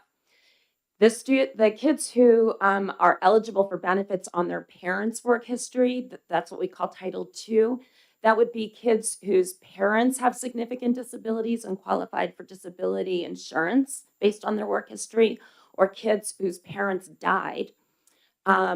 Those, because they are based on work history and taxes that people pay, there is no resource cap for those accounts. So there are requirements from Social Security Administration that they be managed appropriately. And I think there's annual reporting for representative payees, but there's not any resource cap. So they're a lot less labor intensive to manage. And it's interesting that actually it turns out that something like, I didn't do the math, 2/3, 3/4 of the kiddos who are in our system currently receive those much easier to manage Title II benefits from their parents' accounts. Another thing that's really interesting is that the Social Security Administration, which generally does require youth under 18, she made it. Megan, the expert. And I'm gonna leave that for Megan, because Megan, I was just gonna talk about the POMS and what the Social Security Administration requires for appointment of a representative payee. So I think the only other thing I wanted to mention to you all is that where I think we understand that a lot of the policies currently in place would not change from 661. What would change would be the requirement that the money be used to be conserved for the child or be used to meet their current needs. So that's a change, obviously. Where the state is currently with HB2 that you all passed last June, the state is currently directed to maximize what's called 4E administrative funds. So these are some funds that are available from the federal government to help defray the cost that's involved with managing benefits and helping kids to apply for these benefits. So we should expect an increased funding stream from 4E. I think you all have an opportunity to move the ball forward for kids who are really desperately in need and could really use the support from their benefits. So I'm happy to take any questions, and also happy to defer to the Social Security expert who just entered the room. Thank you very much for all of that. I know you had some suggested language for, amending. Yeah, do you want me to talk about that? Sure. So I am sympathetic to the challenges that our state has right now. It was gruesome, the budget process, and you all were champs about it. It was really difficult. One way to move this ball forward would be to move the effective date of this bill to July 1 of 2027. And in doing so, that would provide additional time for the department to be able to get the new database that they're working on already, to develop the expertise and what they need to do to be beginning to collect additional 4E administrative benefits, which they can collect for all kids, not just kids who are financially eligible for 4E maintenance. And it would move the ball further ahead for our state. Another suggestion is this. In the bill as introduced, right now that the state already applies for benefits. They look to see if a kiddo has benefits, federal benefits coming in already. And then they also, when they think that the child might be eligible for benefits, their current policy requires them to apply for benefits for the child. As introduced, 661 went a bit further and requires the state, if it were to pass as written, it would require the state to actually appeal denials of applications. And while in an ideal world, the state would have that staff capacity and nursing capacity to be able to pursue disability claims, for example, that may be too much to ask. So one way to amend this bill to kind of streamline it, make it less costly, would be to remove the requirement that the state appeal adverse decisions from the Social Security Administration. And what, did you have a question? You look like poised. Oh, sorry. One thing that could be done instead would be for the department to just merely notify the relevant parties of any adverse decision. So we already know that like the parents may or may not continue to have a legal right in these cases. They will have either a CASA or a guardian ad litem. They may have some other folks in their lives. So just notify them, no obligation to appeal. Another thing that is in the bill that could be stripped out would be to remove the requirement that the state continually reevaluate whether there's some other party who could be the representative payee.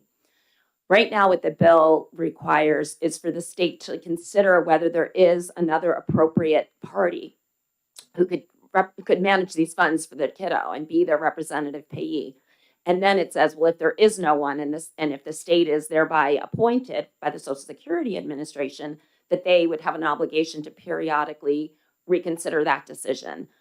One thing I've suggested to Representative Mooney is that you consider removing that obligation, because we would know if the state, if someone wanted to come forward to try to be the representative payee, they could, but also it would take away some work and some staff time for the state, because they would, just one time need to consider this, and then they wouldn't need to do that going forward. So those are the kinds of ways I think that we could streamline and reduce the department's responsibilities in a way that would allow the policy to proceed to protect children, and also keep the ball advancing for these kids and for this really important policy.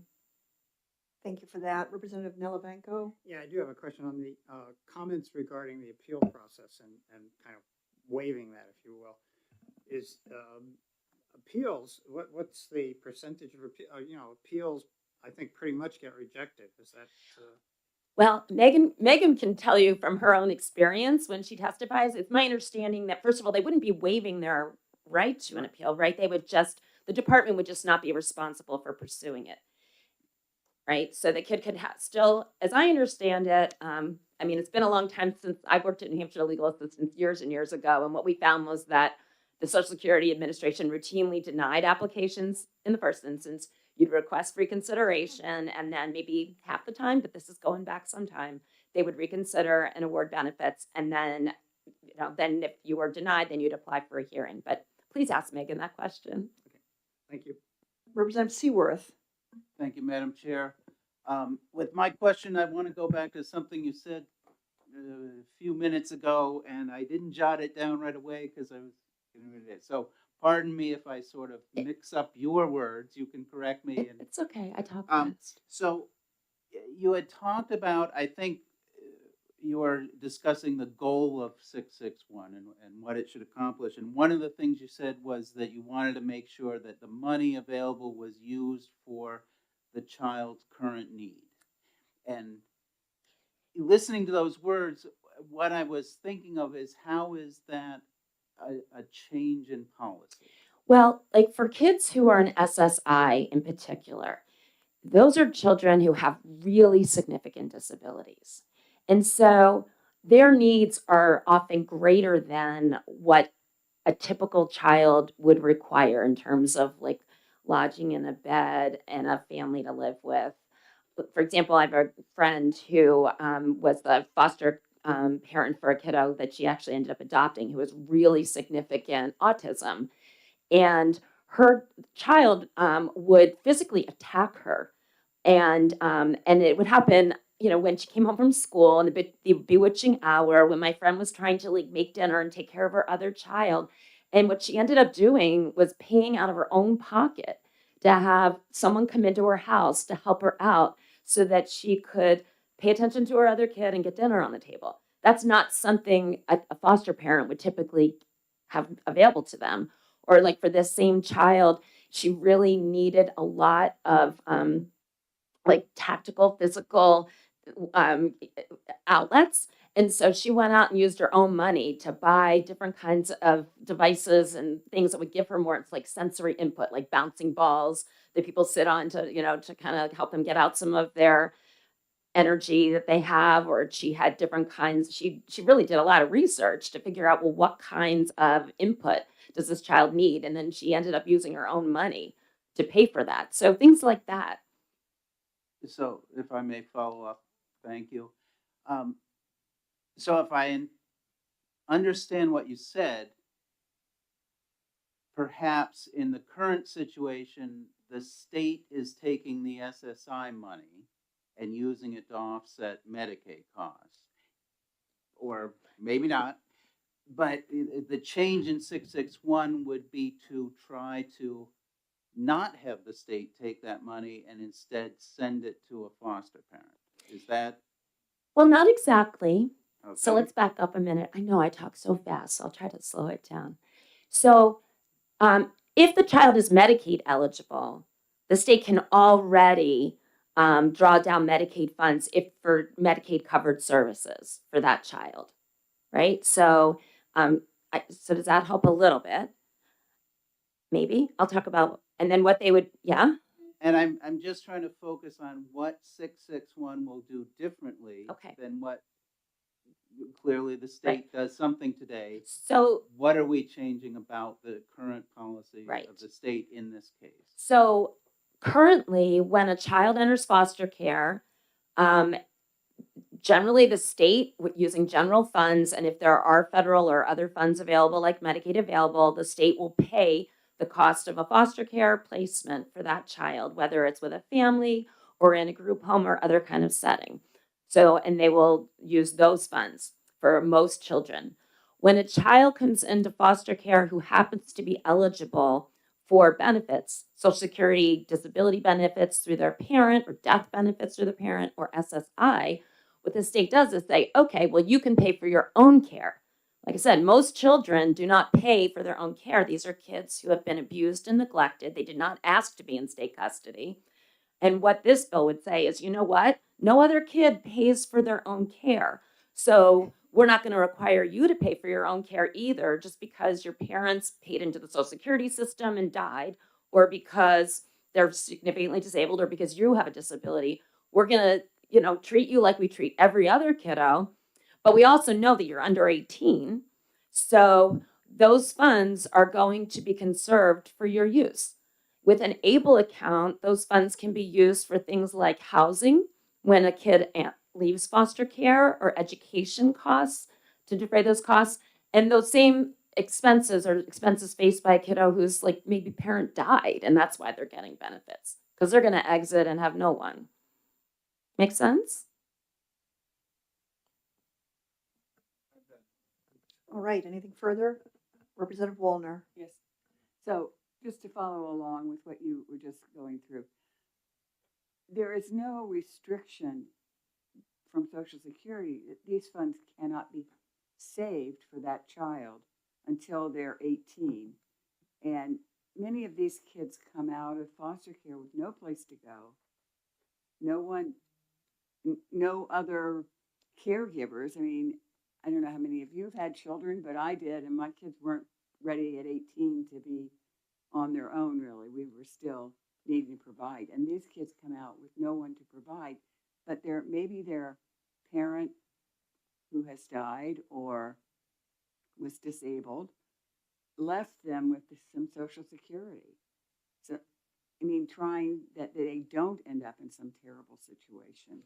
Well, that's when they're 18. Yep, that is exactly right, and that's what the object is, to try to support kids who are so vulnerable because of either their own disabilities that are likely going to be lifelong if they qualify for SSI, or they don't have a parent to go home to. A lot of kids in foster care, even though it's been a really bad situation, if their parents are able to, they'll just go back even after parental rights are terminated.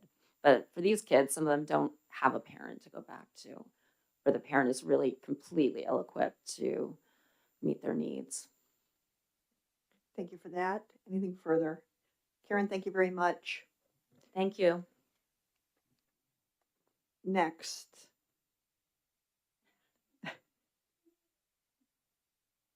And anyone after?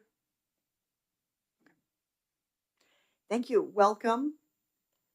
We spoke of you earlier, so we may have specific questions.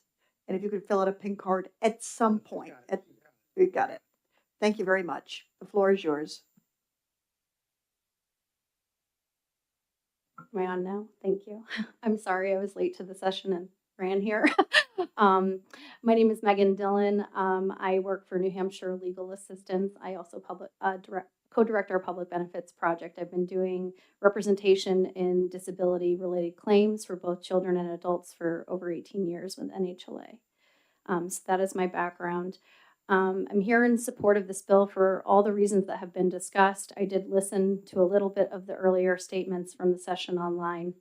And I just want to reiterate that I feel that there are lots of things in this bill that are supported already by the existing DCYF policies and federal regulations that the state should be doing and is doing, applying for benefits for individuals. Also, that there are specific regulations that support already under the federal regulations that the state is not automatically appointed as a child's representative payee just because they go into care.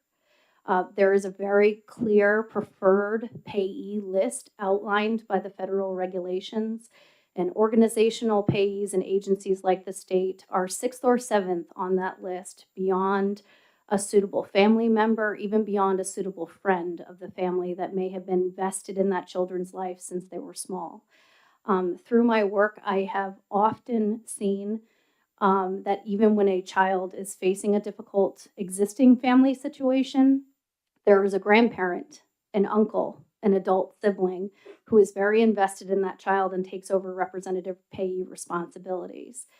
And through this process, there's been very little effort towards exploring representative payees.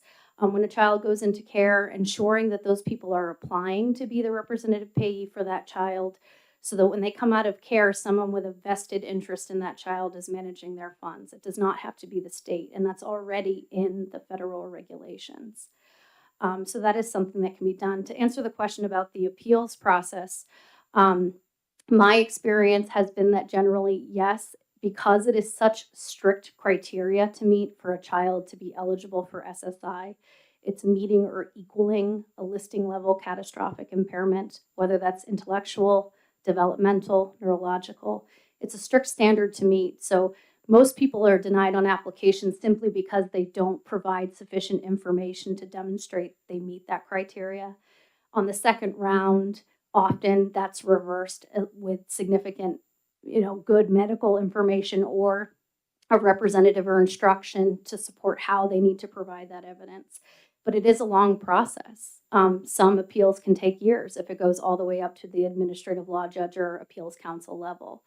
But at the initial for children, most of those claims, in my experience, are turned around at the reconsideration or the next level, which is administrative law judge. And there are other resources to represent those kids, like my agency, to assist with those types of appeals. But it is a process.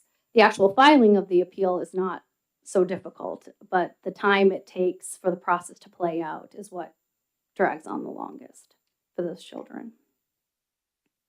Would you be willing to forward to us the list, the priority list, and the CFR you referred to? That's a code of federal regulation with regards to that list being followed. Absolutely. Any questions, Representative Nalavanko? Yeah, I just want to follow up on, Ms. Rosenberg's comments. So shouldn't the state at least take on the responsibility of communicating what that process looks like so that people know whether or not they're, they haven't given up their right to an appeal, but just the lack of information often, causes somebody not even to consider the appeal. Filing the appeal, you mean? well, just information on how that whole process works, and, you know, in fact, what you're saying is, yeah, you may get denied initially, but you have some reasonable chance, provided that you can provide substantiated information, to have the appeal, denial overturned. Yeah, so my understanding of the bill amendment is, directing the department to identify a suitable payee and then potentially direct that person to apply as the payee. As far as the appeal process, them applying, them getting denied, the notices that you receive when you're denied benefits very clearly outline the structure and the deadlines very clearly to how to file the appeal. But as far as the information that you may want to present or additional information that's required in a different way, I think that could be a fairly simple notice. One that we often draft as counsel and advice to our clients when they have to do the appeal on their own about what they need to present. I think that would be very easy to modify for the state to tailor, to give basic instructions to folks about what to provide, how to provide it, and what could help bolster their claim. Absolutely. Thank you. Representative Wallner. Thank you. So if a child comes into care and they already have a suitable payee, I'm thinking of a young man that actually testified here in some of our other hearings about this bill. He had a payee at that point, and it wasn't a foster. I think it was his uncle. It was his uncle was the payee. But when he went into foster care, the state took over, even though there was nothing that said the uncle wasn't an appropriate person, that he hadn't done anything wrong. He'd been doing what he needed to do with the Social Security. So when children come into care, if they already have an appropriate payee, can't we just leave it that way? Absolutely. There's no reason why it can't be that way. And under the federal regulations as well, when there is an application to change payee, advance notice is supposed to go to all parties. And those parties have the ability to challenge that change of appointment and appeal that change of appointment if they wish to. And for whatever reasons people may or may not do that, they have that right. And again, it is not automatic. So they absolutely could maintain their same rep payee while they remain in care, and that person can conserve those funds for them in whichever way is most appropriate for that child. And we had 27 questions submitted to the DHHS. You may have caught that. And payee is a category, and that was answered in the affirmative. Just to repeat, correct? To avoid redundancy, if a foster child already has a responsible representative payee for managing funds, that payee can remain. Is that answer still yes? Okay. Very good. Anything further? All right. Thank you very much. Thank you. For coming over here quickly. Thank you. Anybody else who wishes to speak on House Bill 661? Okay. Well, that was a very good and thorough conversation. I appreciate the input of everyone. Took the time to look at these things ahead of time, prepare them ahead of time, and then answer them. No light task. And so I ask Division 3, as we consider a recommendation on this bill. The recommendations I laid out when we first began at 10 o'clock today that are available to us for the second year. Does anybody have any thoughts? Representative Seaworth. I'd like to make a motion if I may. Yes. I would move that we interim study this bill, and I'll speak to that briefly. Is there a second on a motion of an interim study? Representative Farrington. Would you like to speak to your motion, Representative Seaworth? Thank you, Madam Chair. So what I heard today and what I heard in some of the earlier hearings on this is that we have a combination of things in this bill. Some of them seem like they should be trivial, minor changes to the way the department does things. Other things, we propose solutions, and the answer is, well, that's going to be really, really hard, and we'll need all these resources to do it.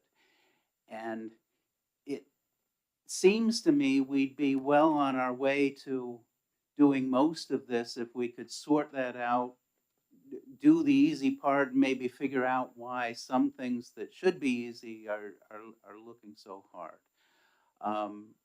One of the proposals that I heard today was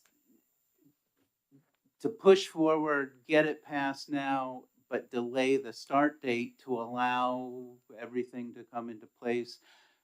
I see an interim study as having a similar result, but lets us get those answers before we put the bill language into place, as opposed to putting something into place and then maybe revisiting it when the answers come into play. So for that reason, I have suggested an interim study for the bill. Thank you. Thank you. Any further? Representative Wallner. Well, Attorney Rosenberg has done a proposed amendment, draft amendment, and I did not have it drafted in official language. I thought we would have a chance to maybe take a look at this today and make some decisions, and then if we decided it was something we wanted to do, we could go forth with it and have it drafted up by the legal drafting people. You know, we've tossed this bill around for so long. I think this is going on like 4 years. We paid for the study.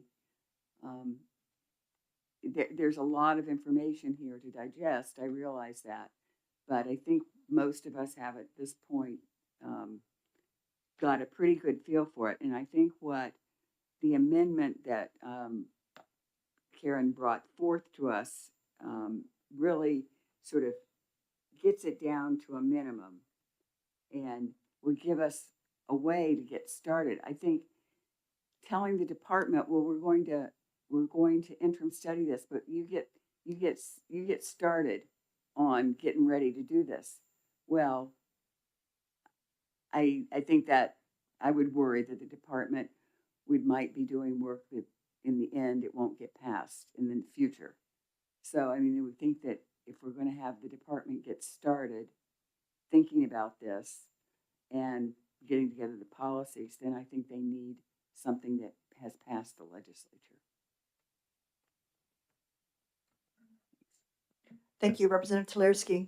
Thank you. I just wanted to point out what you stated at the opening of our meeting today, which is we have until November 21st to move these bills out of our committee. That's 8 weeks that we could work on this, get the information we've requested from certain people today, take a look at the language of the amendment that was initially drafted by Ms. Rosenberg, and actually come to some kind of, productive answer instead of rushing today with an interim study motion. So I hope we could all look at our calendars and realize we're here to do the work. This is the only bill remaining in our division, and we have plenty of time to just take a little more time to look at what's before us. And I would encourage people to put off the interim study. Maybe we will learn if we come back in 2 weeks or 3 weeks that that's where we want to go. But at this point, I feel like we have the time, and it's our job to take the time to do this work. Thank you. Further remarks on the motion on the floor? We do have a motion on the floor, and that is one of interim study. Essentially, that motion will go to the full finance if it passes. It would also go to the full House if it passes, out of finance. And then there would be a meeting as to whether or not to recommend future legislation or not for future legislation, some recommendation around that. It's basically where an interim study goes, according to House rules. This is a very difficult one, very difficult. They all are, but this one too. Incredible amount of information. Excellent discussion today, I will say.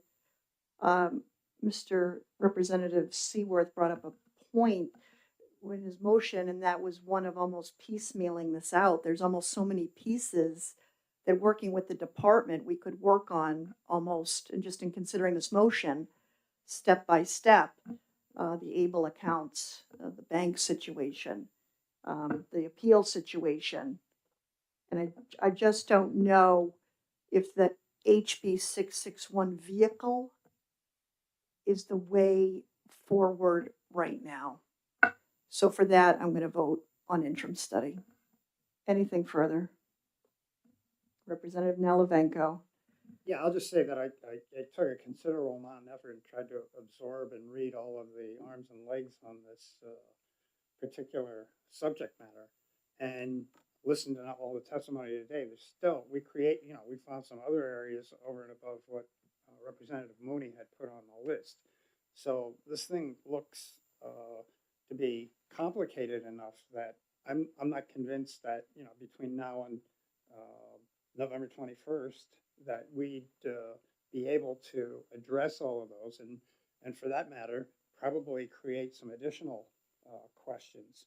So I think I'm in favor of the interim study committee as a means of allowing everybody the time to, including DHHS, to kind of definitively go through that list and maybe simplify it down to focused areas. So I think I'm going to be voting in favor of the interim study. Thank you. Any other comment? Then we'll, Representative Tulersky. Thank you. I just want to remind a number of the members of this division that were not here last term when we got the original bill from Representative Wallner, that we had a lot of this discussion, a lot of this debate. We went through this whole process. We then amended it to, with an appropriation that the state spent money on this consulting firm to draft the report that we got to this place. And again, I'm not quite sure what the intention with an interim study committee would be when we have 8 weeks to continue our work here. So with that, I will be voting against interim study with the hopes that we can continue our work. And I thank you for giving me the time to state that.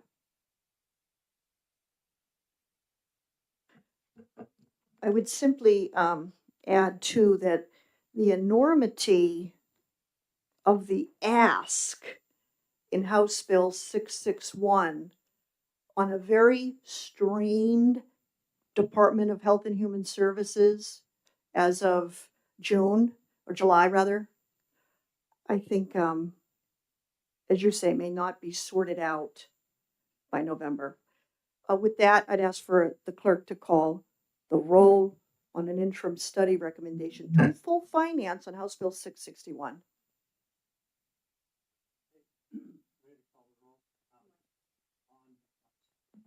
Ready to call the roll on the Seaworth motion to refer to an interim study, House Bill 661 FN. Representative Daniels. Yes.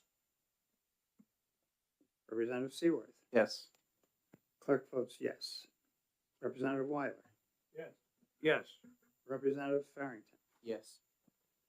Representative Tulersky. No. Representative Wallner. No. Representative Raymond. No. Representative Priest. No. Okay. Chairman Mooney. Yes. Okay, the motion to refer to interim study as made by Representative Seaworth passes on a vote of 6 yeas and 4 nays.